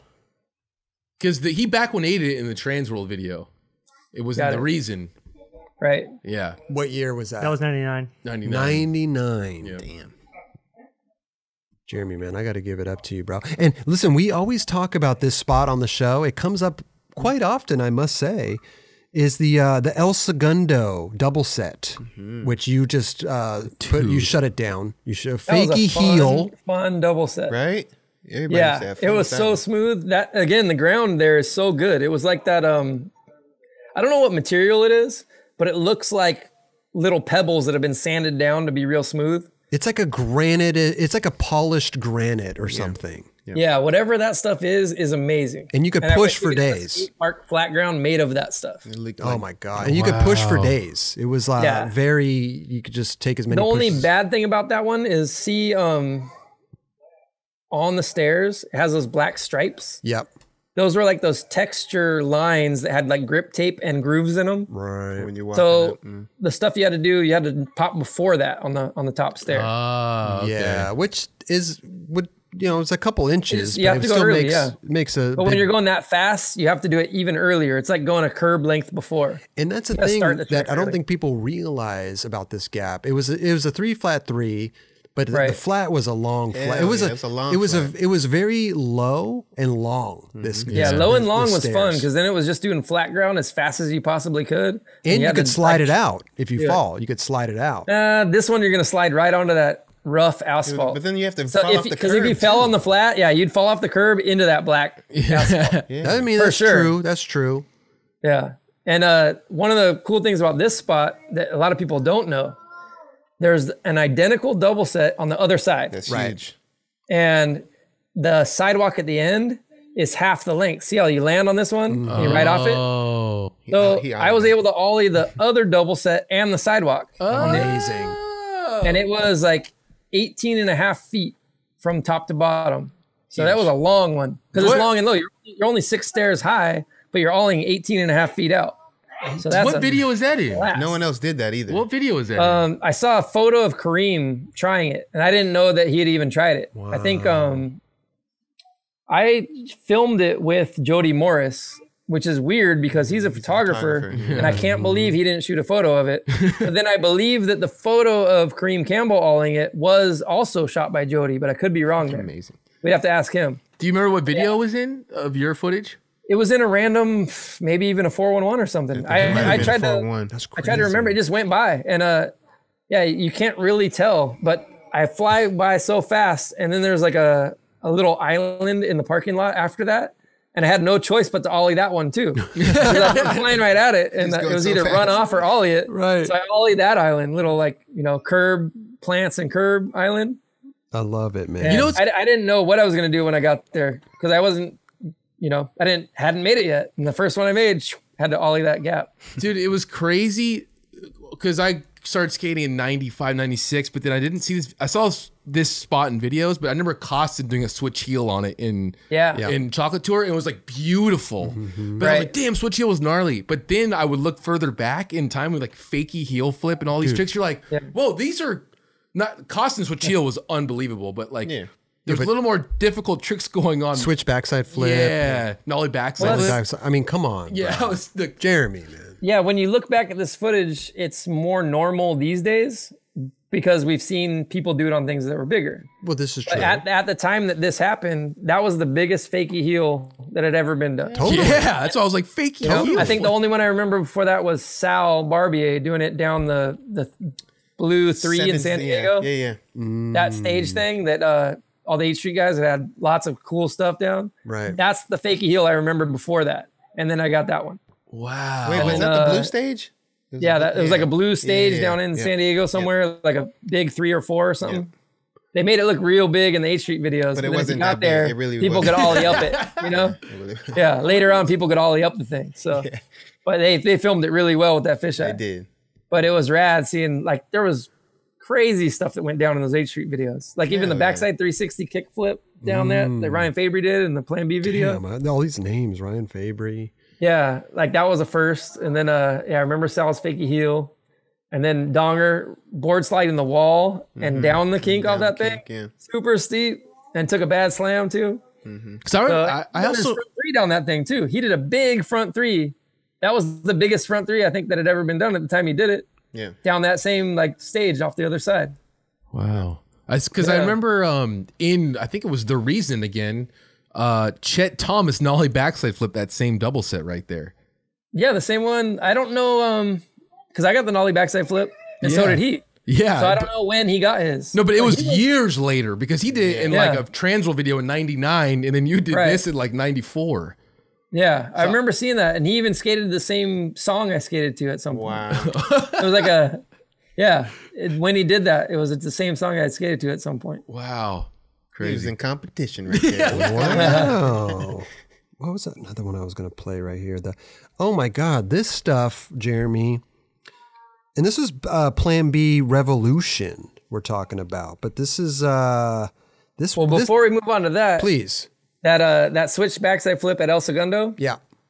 That one actually was the biggest one that had ever been done at the time it came out. I'm sure. And it held until Chad Knight. He switched backside flip the San Diego Sports Arena double set. Yes. That was a 4 flat 4. Dude. That's the one that took that one out. And that was years later too. But like by far, that was a rad one. Isn't that crazy? Chad Knight killed it on that one. Because like, listen, back then videos were coming out sporadically. So you could judge what has been the biggest or the longest. Well, or and whatever. everyone kind of knew. It was almost like universal knowledge if you were paying attention to the videos, because they weren't coming out every day. You get like, a new video every now and then, and everybody knew what other people had done. Yep. It was insane. Nowadays, you can't even keep track. No. Yeah. The ABD is almost not even in the vocabulary anymore, because you just, I mean, well, maybe a couple MBDs. And Solomon Aga had a good thing about the ABDs, because he'd go to a spot and he'd be like, "Oh, you can't do that. Someone already did that here." And he was like, "Not in this body." Yeah. Like, because Saul's a whole different beast. Dude, shout out Solomon Aga. Hell yeah. Yeah, if he did the same trick someone else did somewhere, it's going to look different. Oh. And he's going to be stoked to get it, and he's not going to not do it because someone else did it. Right. So he's just going to do what feels good to him.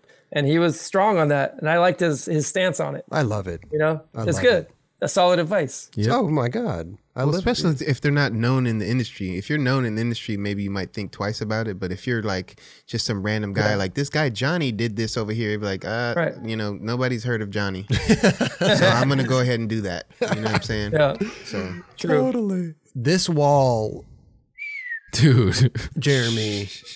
Look at him look up at that. No, you listen, you had a field day on this thing. Like, were you to put that one in perspective, that was actually at my high school. That's at La Habra High School, where I spent my 4 years, and I didn't do this stuff till after I graduated high school. Okay. Like, we would look at that and joke about grinding that, because we weren't strong enough. We weren't physically strong enough to get up there. Right. And then as I grew up, as I got a little stronger and bigger, then one day I was like, I think I can get up there. And I just pushed as fast as I could, and I ollied up there, and I was almost able to get on the 50-50. So then I went again, and sure enough, I got it. So once I opened the door with the 50-50, then it's on. If I can get up there, I can get it. Mm-hmm. You kind of knew that 5-0 neck, maybe tail slide, front nose, all this stuff is possible. Yeah. Wait, is this all the same day? No. Oh, okay. Some of it is, but on this one, I had to go back pretty much every weekend. Because you can't really skate it during the week, so you'd wait till the weekend. But some of the tricks that I was getting like drained me so much physically, just running, because it's uphill the whole way to it. Oh wow! You get a blast up there, and like I would be sore for the whole week from doing the tricks that I got. And then by the time the weekend rolled around, I'd be ready again, and I'd go hit it again. I don't think I've skated anything where I'm looking right directly at it. Right. Like eye level. Eye level. Yeah. Look at that. Right. Bro. Well, and that wasn't the best bump either. You can see like it rounds out before the point where you'd want to go, but there was like a little dip in it right where I hit my tail. There was one little sweet spot. And if you hit it right, going fast enough, you can get up there. Get a little boost. If you waited too long, you're not going to get up there. You know what? It would have saved your legs if they would have had a bungee. Bungee would have helped you tremendously. Yeah, that's true. All the bungee and toe in stuff. Yeah, I actually like just natural. The way it is. Of course. Do it on your own accord and get there and do it. Push. Dude, front nose grind, bro. That's the... a lot of commitment on that one. Probably my happiest moment. Getting that nose grind to go all the way out the end and being able to balance it felt so good. No, seriously. That was tough. Wow. That was physically tough. And that's probably one of the ones that took me all week to recover from. 5-0, yeah, you can you're throwing it up there. You got to get your back, but nose grind, you got to go up and over. You got to like really get on top of it. You got to commit. Front nose, you could kind of like work it up there, right? Nose For grind. the nose is grind, like, I went probably the fastest out of all of them. Oh, wow. The faster you went, the smaller it felt. Yeah. So just blast at it as fast as you can go, and that's why it wore me out so much. Pushing uphill at it and just trying to get the biggest all you can get and just go far as you can. Did you ever get on later? Did you ever get fucked up on that ledge? Yes. I'm sure. Especially the first try when you're warming up in the morning or whatever, when you first get there, you ollie as high as you can to get on 50-50. Wheels get on top. Oh, no. It happened to me at least twice where I got all the way up there and I cleared it by maybe I cleared it by an inch, but I cleared it by enough to where my wheels didn't lock into the edge. And I'm leaning back just a little bit front side to catch the edge and just went off. So I ended up getting flipped. You know, it clips the back of your calves and you go back on your back. I didn't hit my head ever because I'm able to like tuck my head in and keep my shoulders down. But it's no fun. But it's a good wake up call. And then after that's done, you're not scared of it. You're like, okay, got my full body slam out of it. It could go that way or it could go the other way. Right. Exactly. After that, you're good because you already took that. And if you can get back up and do it again, it's not going to be that bad again. You got it. Let me ask you a question. How wide is that on top? Because I'm looking at this other ledge in the background and it looks like it's about half a foot. Right. You could board slide it and have your truck go over. Gotcha. Because see the ledge right there? Yeah. Right. You could ride on it. Okay. But barely. It's one of those ones, if you tried to push while you're on it, you'd have to push behind your tail. Gotcha. You couldn't get your foot beside it. Okay. But you can ride on it without grinding, yeah. Huh. But you can definitely board slide it with a truck on each side of the wall. Oh, okay. And one of the times I did, one of the videos, I got a front board all the way out the end too. Sick. Damn. Dude, that's a big... Like on the front board, I didn't let it go all the way flat. It stayed like on the front edge the whole way and floated out. I never let it get all the way flat. Even the nose grind, it looks like you went up, you kind of popped after the... Right, the board goes over look. the front. But then look, that's a little sweet spot right there. That's a little sweet spot. It looks so weird because when you played in fast motion, it looks like you went over the bump. Right, the front wheels did. Yeah. And then the back catches the tail right on that sweet spot. There's one little dip. One little dip. And then what you can't tell from here, if you pause it right there. Yeah.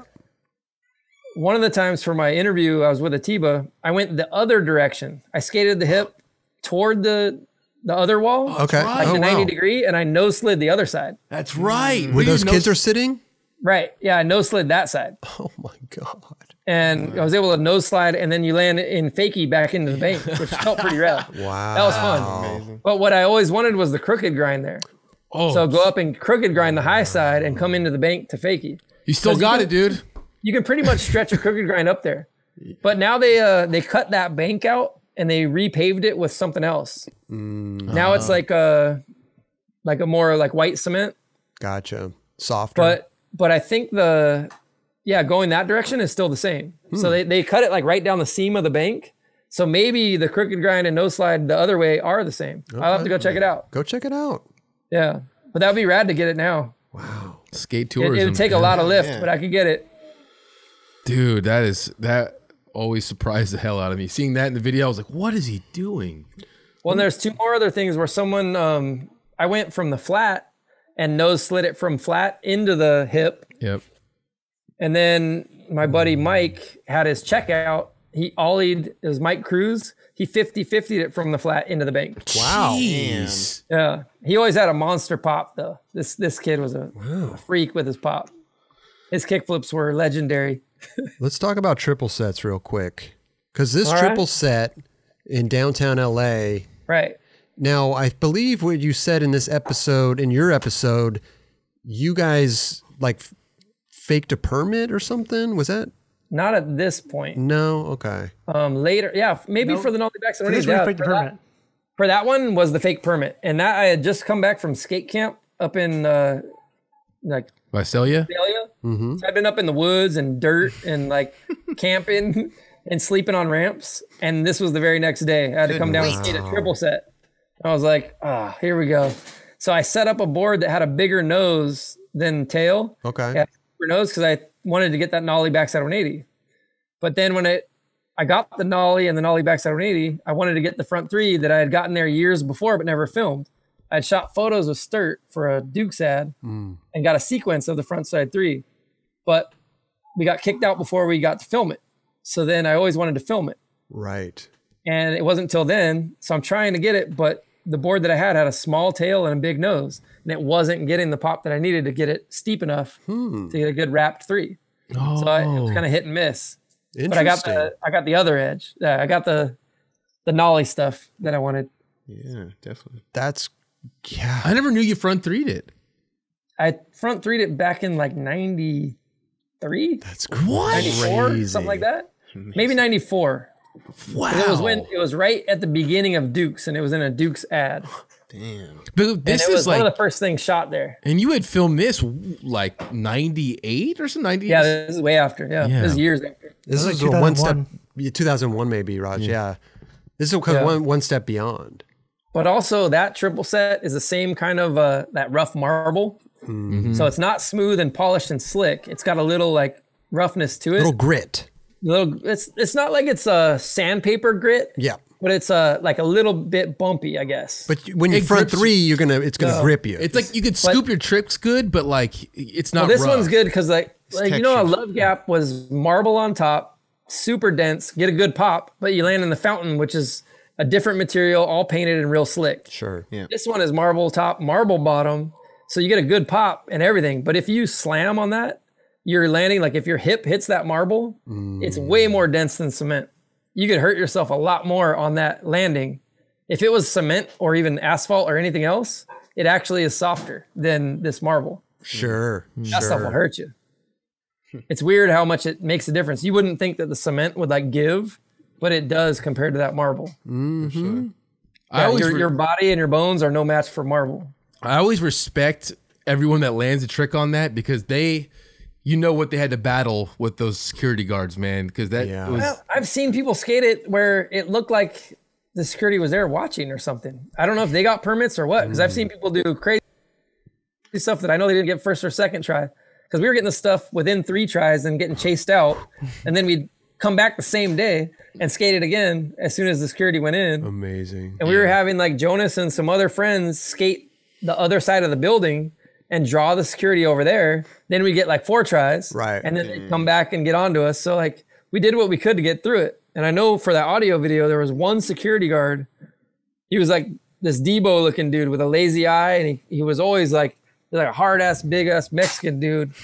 And he would come out and flex on me every time. He would raise up his walkie-talkie. He looked like he wanted to like take me out. And it was like, look, I'm just doing my job. I know you're doing your job to kick me out, but I got to get these clips and we're filming for video. And it's not personal. He was taking it personal. Like I was making him look bad on his job. Right. Like he can't do his job. You were taunting him almost. Yeah. And I'm like, look, it's not about you. I just need to get this done. I'll come back after your shift is done. I'll come back on days you're not here. It's not personal at all. I just want to get this stuff done and I am going to come back and do it. Right. So we kind of came to an agreement. Okay. But, yeah.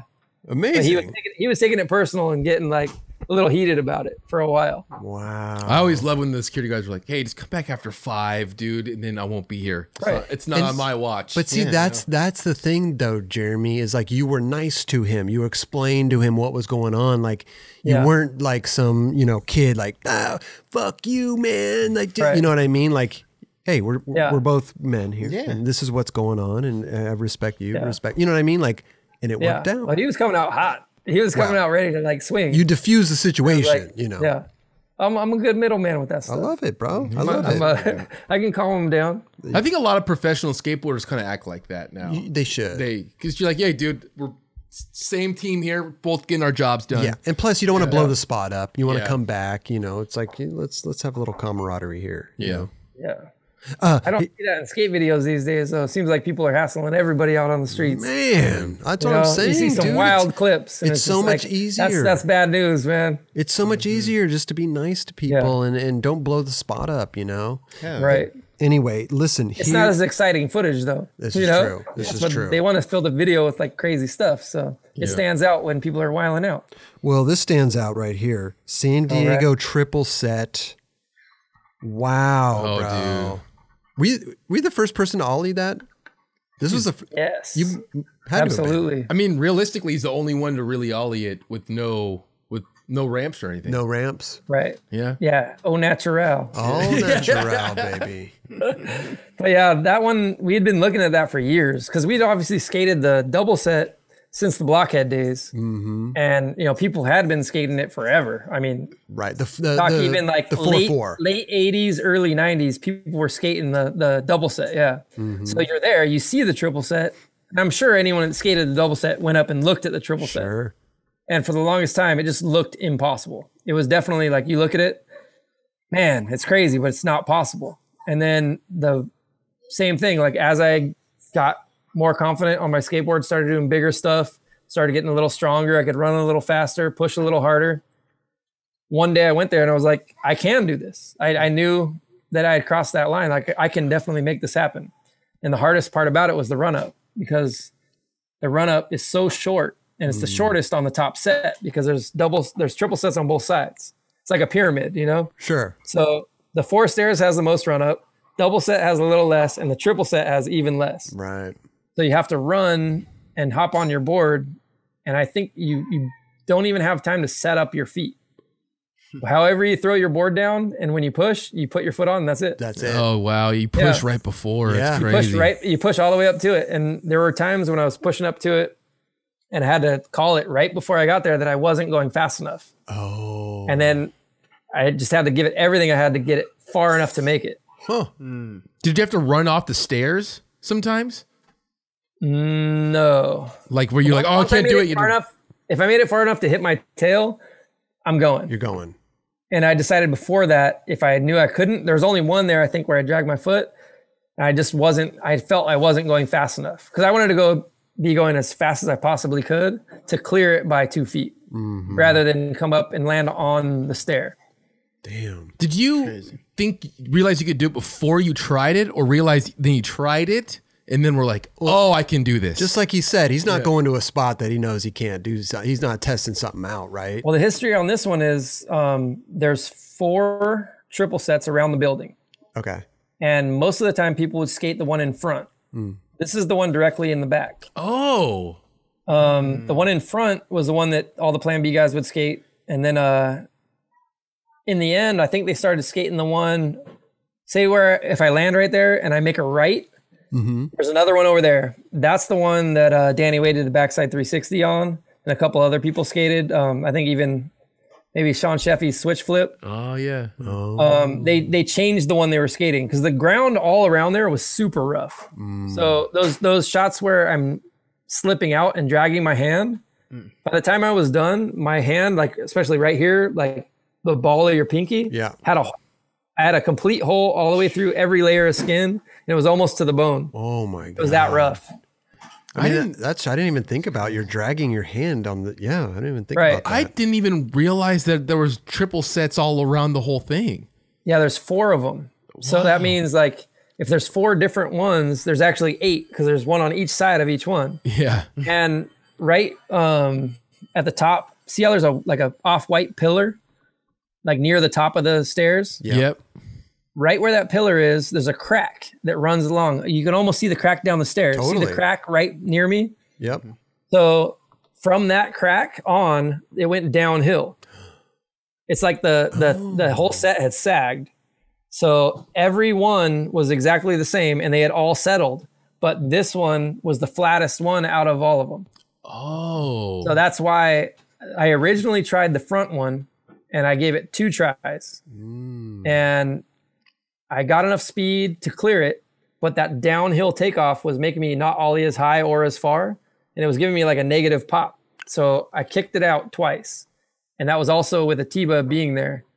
So then it was years later when we were shooting for my interview, he brought it up, why don't we go get that triple set? So we went back down to try it, and we went to Transworld offices that day to try to borrow a camera because Atiba was shooting it. See, that's Atiba right there, kneeling down. Atiba's shooting a sequence from there. And the footage you're seeing was from a 16 millimeter camera that Atiba had set up, but he wasn't sure that the footage would come out. because he wasn't too good at running the 16 yet. So that's Lee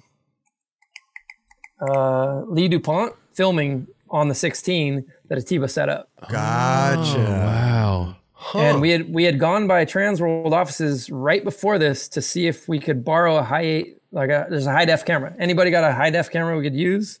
Like any HD. And they said there were like 3 or 4 cameras there on the spot. One of them they said was being used for editing. One of them they said it's going to be used for something. They said none of them were available to use for even an hour. Gosh. So we went there, we do this, we come back, we let them know what happened, and all those cameras are sitting in the same spot where we had just asked them, and they said they were all in use, can't borrow it.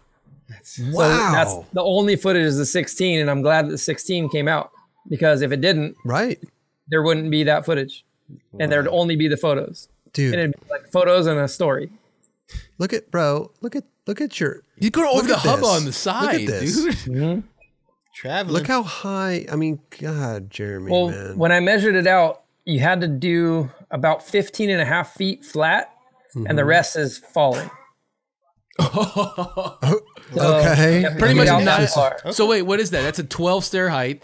So you got to ollie basically a street gap, like sidewalk to sidewalk. If you were landing on something like the water towers, even from where you ollied, you had to be 15 and a half feet out, and the rest you could fall and make it. So I'm still higher than where I started there. And then as it goes out, you have to be even to clear the other 4 stairs in the flat. How high was the I mean, how long was the water tower? About 16, and some people say 16 and a half. We don't know for sure because we haven't measured the top. Okay. We only can measure the bottom. Gotcha. So this thing you're is saying 18. 21 and a half feet total, but you have the drop. Yeah. Right. So the whole set is 21 and a half, but you have to make it out at least 15 and a half flat to be able to clear the stairs below. Jesus, man. And That's why you got to be going full speed. How many tries? That one was 5th try. 5th try. And I landed on every single try. And I had a couple right before the last one that I dragged my foot and stopped before I ollied because I didn't feel like I was going fast enough. And then I just gave it everything I had on that one and tried to stay square over it. The ones that I didn't make, I landed on them, but I'm leaning back because when you're looking at that last stair, it doesn't look like you're going to make it. So you lean back to try to push your board ahead so you don't clip the stair. So you can see on the ones that I slip out, I'm leaning back just a little bit to make sure that I stretch it out and don't clip the stair. Yeah. But then, did you guys see when they did that contest there and they had the like a drop-in ramp? It wasn't like a roll-in ramp, but it was a drop-in, like a wedge ramp, real like an overhead high, super big ramp. Totally. So then you see Chris Joslin do a couple tricks where he firecrackered like the last 2 or 3 stairs and made it. I was blown away. I was at the top of the thing looking at it like, I can't believe that he was able to do that. I would be scared to death to firecrack my way down. I would have kicked out knowing that I'm not going to clear it. Right. I'm looking at the stair, and if I know I'm not going to make it, I'm not going to try to land on it. And he was able to not only confidently land on it, but right away after firecracking like 2 or 3 stairs. It was crazy. Well, he's a one of a kind, man. Yeah. Well, his confidence was so high. Like, he already knows he's got it. He did it exactly. The trick is exactly how he did it down in the last double set he skated or whatever it is. And he knows he's making it, regardless of where he's at in the air. And just so crazy, dude. What do you do? And Back away big spin? Is it back big spin what he did? Oh, I can't remember. I don't remember either, but I feel like he would do that. Did he tray flip it though? I don't think. Maybe he did. He did back big spin it, but there was one other trick he did, and I thought it was tray flip. And Tommy frontside flipped it, right? Tommy Guns? Yeah, and Tommy cleared that thing by a good 1.5 feet. Yeah. Like he stomped it and he flicked it, caught it, stomped it. Most legit.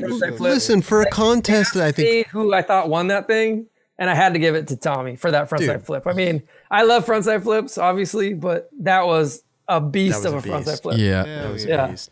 And I'm not taking anything away from having the roll in there, but I mean, it's like at a contest atmosphere and all that stuff. I mean, they do it for Wallenberg too, somebody's going to go skate. And without the roll in, you wouldn't get footage. Yeah. So what they want is footage and photos for a magazine. So if you bring everyone there and they're running and trying to get it, they're not going to get the coverage that they want. So yeah, you should have kicked over that roll in and just ollied it. He said run and jumped on it. They were trying to make sure they got some shit. Yeah. Dude, what happened with this one is, see the handicap ramp in the background?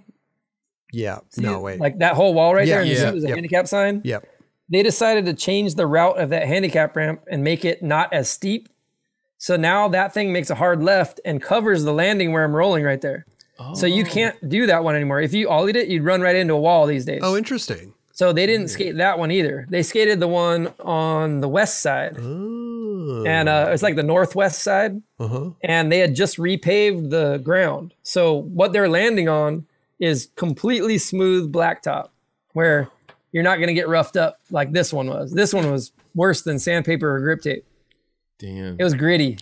Jeremy Wray, man. Real street, dude. Bro, Seriously. you're a beast, man. You're a beast.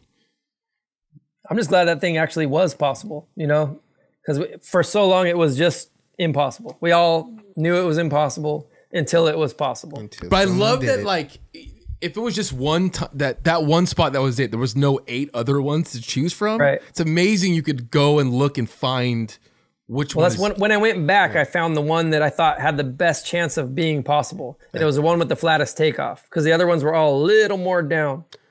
I mean, I believe that if there was only one double set that was a little bit down, you would have done it also, you know. But you just happen to choose Sometimes you make do, and sometimes if I had a choice, why not choose the one that's the best? Oh, you know? absolutely. Yeah. Yeah. And I got skunked on the other one on the other side, so I had to come back and redeem myself. There you go. You've done, I mean, just like you've done such monumental, I mean, you're just such a, you're like a powerful yet graceful skateboarder. You know what I mean? Like Thank you very much. Yeah, that one meant a lot. That sports arena triple set was definitely a milestone for all of us because everyone who skated that spot thought about it. Yeah. And I don't know if anyone had tried it before that. I'd never heard of anyone going for it, but someone had to do it. And like I'm glad that I got to be that person, you know? Bro, God bless you, man. Yeah. And at the end of the day, I grew up watching Sal Barbier skate in that place and everybody skating that place, you know? And then what I always wanted to do there that I didn't get to do there was do a line from one double set to the next. I wanted to do a trick down the double set, do some flat ground in between, and then walk up the stairs, Jason Dill style, before Jason Dill had walked down the stairs, walk up the stairs, and then hit the other double set and get a double set line. Wow. But it just never came down because like security there was always pretty tight. So it was rare that you got enough time to like skate. And usually if security is on one side, you're skating the other side to be hidden from them. So there was never just an open day to go skate all of it. Wow. But that would have been rad, and it still would be rad. I know that someone could do it this days. Like just go out there, skate the double set, do some flat ground, and get to the other double set and make it happen. How many flat ground tricks are we talking about? I've never been there, so it's long enough that you'd have to have like between 5 and 10 for sure. Jeez. Yeah. Dude, I'm skating talking a about double, like maybe 1 or 2. I know. I was like, whoa. do We we have to fill this one up. a double set trick first and then doing flat ground tricks and then ending? Yeah. Nah, It was a tall order. You gotta wrap that but up I knew real I had that. Jeremy Ray, you're talking to Jeremy Ray. totally. Yeah. I always wanted it. I didn't live in San Diego. I'd go down there every once in a while to go skate, but everyone thought I lived down there because I did so much skating down there. Yep. But what we were doing is we were taking the Amtrak down there before we even had cars, and we get picked up down in Oceanside and go skate. And we were going down there because that's where some of the sponsors were, but also that's where the magazines and the photographers were. So if you wanted to shoot with somebody, you had to go to them back then. Man. And I was more than willing to do that. Let's go make some stuff happen, you know? Hell yeah. And then years later, they started trusting us and came up to La Habra to see our spots. And then we kicked the door open. I'm sorry. I'm just watching this clip over. I know. And I over keep and over to it. again. You get mesmerized by the clips. It's insane. Well, and that one, it came and went in the video it was in because that wasn't even in one of my video parts. That was just in The Reason, one of the right? Transworld videos. Yeah, The Reason. So if you never saw that Transworld video, you don't even know that happened except for the magazine. Yeah. What year did The Reason come out? Do we know? 99, I think. 99. 2000. 99. How crazy? That long ago, man. How crazy is that? Dude, I remember when that came out, dude. The Reason was a good video. Hell yeah. Like Gershon's part, Stevie, Matt Mumford. Oh my God, Matt Mumford. Yeah. And The Reason had a lot of the footage that was supposed to go into the best of Plan B video part. Because before Plan B went out of business back then, they were gearing up to do the best of Plan B video. So I was trying to film some of the best stuff I'd ever done to have a brand new video part mixed in with all the best of Plan B stuff. And around that time, I found some really big, really good, really gnarly stuff to do. And I started doing them all. I love it. We got some good stuff. Wow. There was always some. What did you use that for? It all got like just dispersed, sprinkled out. That's when, okay. Yeah, that's when the water towers got put in 411. Damn. The triple set sports arena got put in the Reason. And it all just got like splintered out to everything else. And then I got like this 50-50 at Sure High School where I don't even know. It's like a 15 to 17 stair wall. Dude. And then when you drop off, it's well over head high. It's just a 50-50. Yeah, I got the ad for a Plan B video. We got the footage. That was supposed to also be in that Best of Plan B video. Wow. That was in the that was the industry section of 4 and 1. There we go. That was the promo for the Best of Plan B video coming soon. And that was exactly that. So that was the last that trick. Stuff would have been a good video part. And if it all came together, that probably would have been my best video part ever. Wow. But it all got just split up. Fuck, that's crazy. Someone's got to edit that all together. We've been talking about that. Like if you put all that footage together, it's some good stuff and it's fun. Hell yeah. There's some people that could do it. Like there's if only I knew someone who could edit. Memory screen, Swift Laser, Bagley. Yeah, does he know how to edit some stuff? Just give me all the footage. I got it. There you go. There's a lot of Instagram accounts that would do it for like the memory screen. There's a Swift Blazer who does stuff. Oh yeah, those guys. Those guys would just so rad. Manolo's tapes. Yeah, dude. Yeah. It'll happen, Jeremy. Trust me, man. Yeah. Weird things happen in this room and on this show, man. We talk about it, it kind of comes to fruition, man. There we go. Let me ask you a question, and we'll wrap this up in a little bit because I know it's getting late and everything. What's your board setup? Okay, maybe not nowadays. I want to know nowadays. Yeah. But when you were doing all this, crazy gaps and everything, and really just going for it, what did you have to have your board a certain way? Yeah. What was your? I dialed in my shape in the early '90s with Rodney at Prime Woodshop. Gotcha. I went there with him. We would make shapes, and he would always trip out because he liked like narrower, smaller boards with a shorter wheelbase and stuff. Mm-hmm. And he was showing me how to make those shapes work. So my first shape I made with him was like a 7.5. And pretty much, the standard like 1993-ish looking board. Yeah. Maybe 94. And then from there, I kept pushing it a little wider, a little longer, a little bit fuller nose. And I kept bringing it back. And at the point where I was pushing the envelope for the wheelbase, I liked a longer wheelbase. And he always told me it wouldn't flip the same. It won't work the way it should. Like the geometry's all off. But the way I rode my board, I liked having just more room. I didn't like feeling like I was on a toothpick or like a little like toy board. I wanted to be able to spread out a little bit and have more balance and control. Have more room to land too. Mm-hmm. So he was saying I was basically riding like a vert board wheelbase length at the time. Okay. But every time I put it, like I'd do it by even like a fraction, like a quarter of an inch, if that. Oh, really? Each time I'd push it up. Okay. Just a little bit. I'd work my way up, and he'd trip out every time. Like, no, it won't work. And then I'd test it out, and he's like, it works. Damn. Yeah. Proving Roddy Moore. I was loving it. Geometry and all. So you're talking about a 7.75. I mean, I'm sorry, a 7.5. Right. I started pushing it back up, and one of the biggest boards I made was on Plan B. I think it was an 8.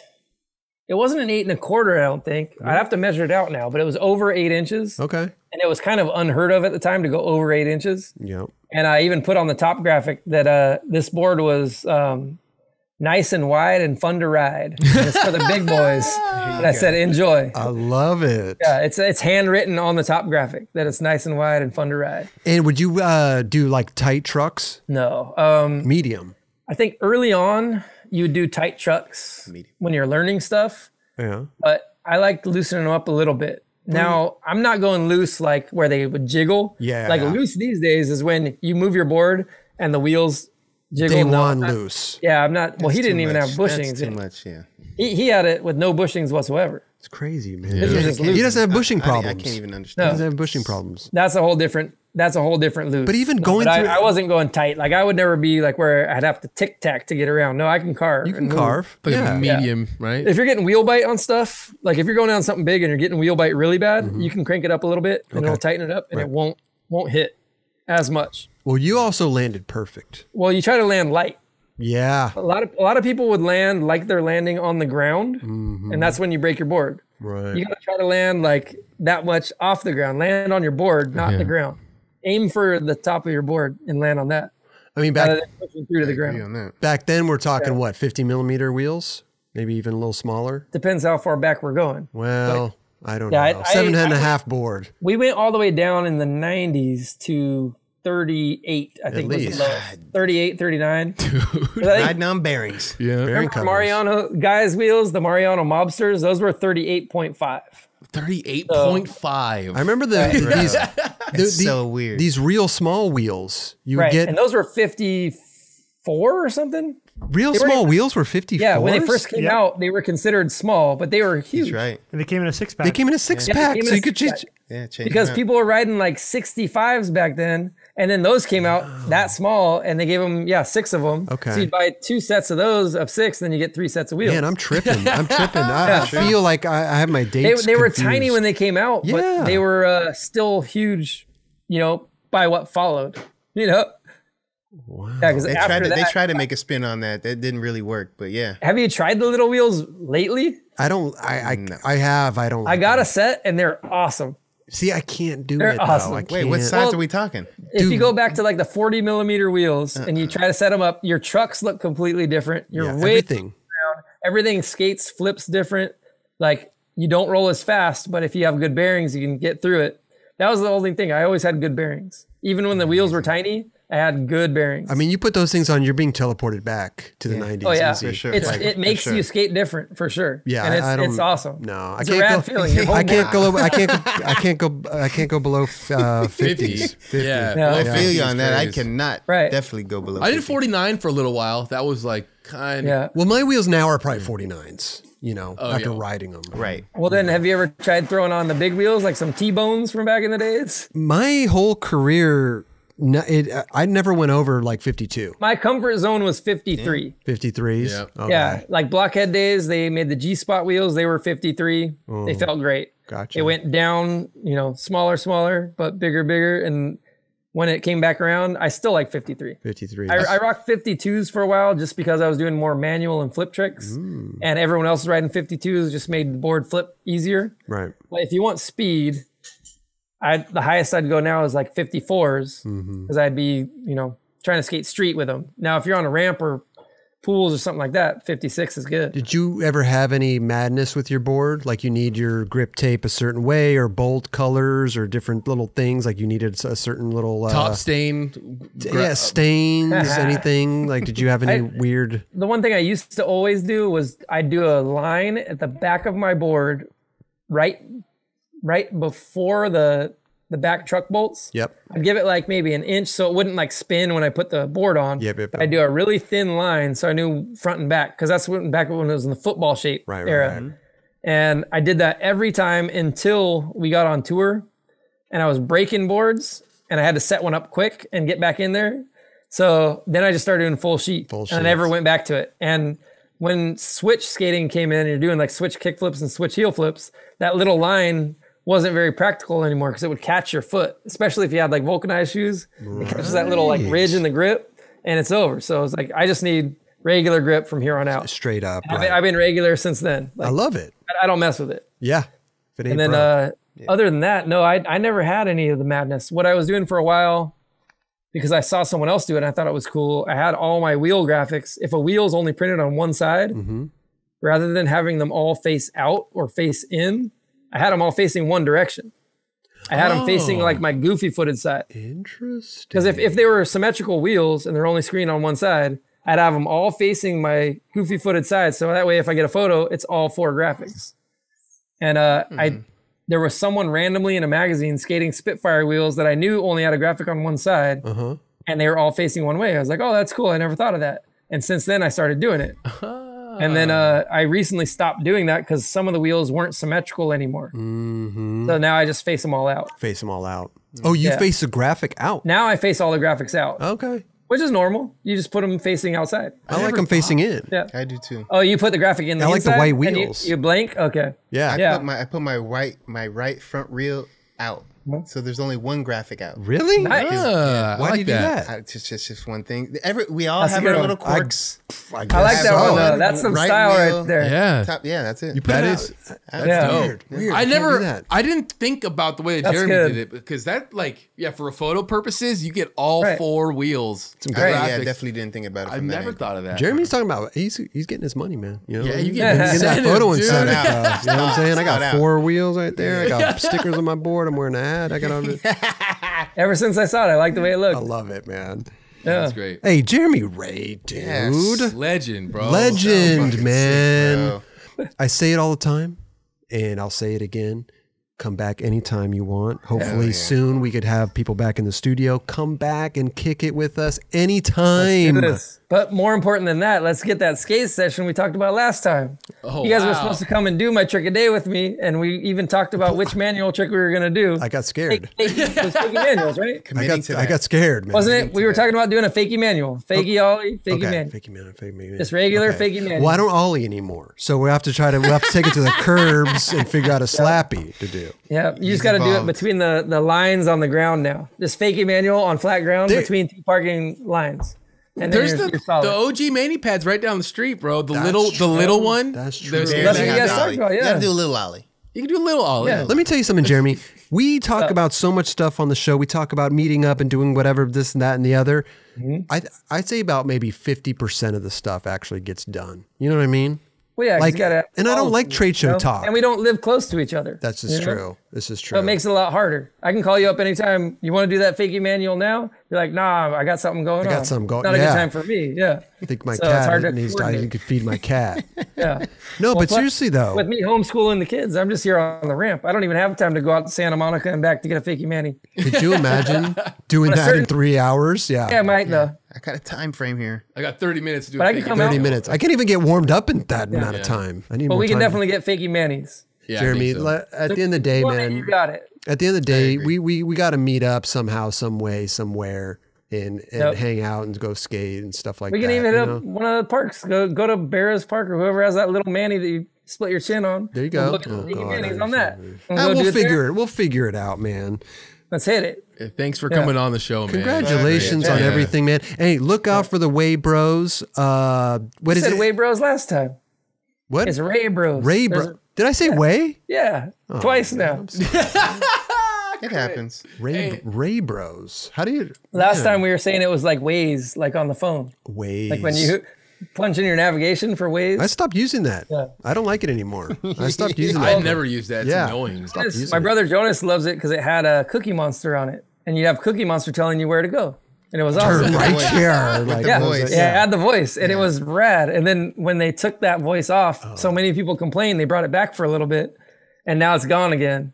And now he said it's got a Santa Claus on there telling you where to go. Wow. What the hell? So I guess they change up the voices every now and They're then. adapting. Yeah. I want a Matthew Yeah. McConaughey. All right, might have all something right, like that. Turn left here, man. That would be dope. That would be good. We thought it would be fun to do something like that. What about the dude from Half Baked you talk about? Oh, cheddar burger, man. Make a left at the next light, man. That would be You good. gotta, it's just a pulver's coming up here on your left, man. You gotta turn left pretty soon. Hey, I'd get over on the left lane if you can, man. Pretty Totally soon. missed Yeah, it, don't man. sleep, Gotta bro. go back. Whoa, you gotta get a cheddar burger on the way out, bro. You make know a, exactly you gotta where make to a stop. right here, man. Love it, man. Jeremy Wray, That's good. dude. Website, please. We got raybros.com, Ray but we're all Bros? sold out of all of our decks right now. So we'll get some stuff up there for everybody. But that's right now, I just, I got my art prints, some of my artwork that you can pick up, Okay. and keep it pretty reasonable price wise. Amazing. And we got some shirts, and we have sweatshirts in, but I'll put them on the site for anyone who wants to get one. There you go. Dope. Raybros.com. I love it. And man. pretty soon we'll get these hats back in too. These things went pretty fast too. Love it. We've done Hey. like three rounds, and they all sold out so quick we couldn't reorder fast enough. Isn't that crazy? Because you don't think like we do 9 Club stuff here, and we sell out of stuff occasionally, and Yeah, like how many do you make? You never know what to do, right? It's like, for small people like us, you know, it's not like we could just go out and be like, oh, we have 4 styles of hats and we have different colors. You know what I mean? Like we gotta, you make enough for everyone you know that you want to wear one to have one, and then you sell the rest to break even. That's what you do. There you go. You know, no, we need to make a profit, bro. You know what I'm saying? Is that what we're doing wrong, Jeremy? Man, come on. I know. Come on, man. We need to come on, you need to get that profit margin up, man. You know. We'll get distributed by Diamond one of these days. Got to get to Cheddar Burger, man. I like cheddar. What burgers. What was that guy's name in Half Baked? What's his name? You know what I'm talking about? His real name is Jim Brewer, right? Jim Brewer. Well, yeah. I was about to say Cheddar Bob, but it's Cheddar Bob. That's Cheddar Bob. Yeah. Wow. That's something else. That's something different. Cheddar Bob. Is that a cartoon that your son watches? Dude, I think it might have been from like fucking Eminem's movie, Cheddar Bob. Cheddar Bob. Whatever. That's hard. It's a good name. Listen, man, Jeremy Wray, thank you so much for coming on, Jeremy. We appreciate all your time and all your contributions to skateboarding, bro. And hell yeah, dude. Been fun. It's been a good ride. It's still going, baby. I'm gonna keep pushing. Yeah, I'll keep ride pushing. ain't over. Yeah, man. We'll keep it rolling over here, and we'll cross paths and get that fakey manny in sometime. We got to do that. There you man. go. It'll happen. It will happen. And I'll see Jeron in February for that poker tournament. I hope so, bro. I'm making that final table. We're gonna try. If it doesn't happen this year, we're gonna have. I know. It next We've been year. trying to figure out if we can do it online somehow, because I want to get mine going, but like, there's got to be a way. You know, There's been some suggestions. It's just not the same for me. I want the group setting and everybody coming through. You know, camaraderie. Sure. Yeah, man. That's fun times. Yeah, that's the whole. Yeah, that's the whole fucking package right there. Yeah. You taking it down yet? No, man. You know what? I've gotten top 5 probably at least a handful of times, That's and good. I'm stoked on that. Top 5 is great. That's solid. Yeah. So That is solid. it's gonna happen one of these days. How many people start usually? We've scaled through the years, but this last one was like 50. Yeah, I usually get top 50. Yeah, I get top 50. He's in there. I'm in there. I You're get top 50. consistent. You're consistent. I'm consistent. He is. I never make it off the first table, bro. I just go to have fun. I go to have fun and play. Oh, man. That's what it's all about, man. Go to have fun and play. Listen, Jeremy, thank you again so much, dude. And dude, come back anytime. We love you, man. I'm in. Yeah, Jeremy. Cheers, boys. Jeremy Wray, everybody. Yeah, Jeremy Wray.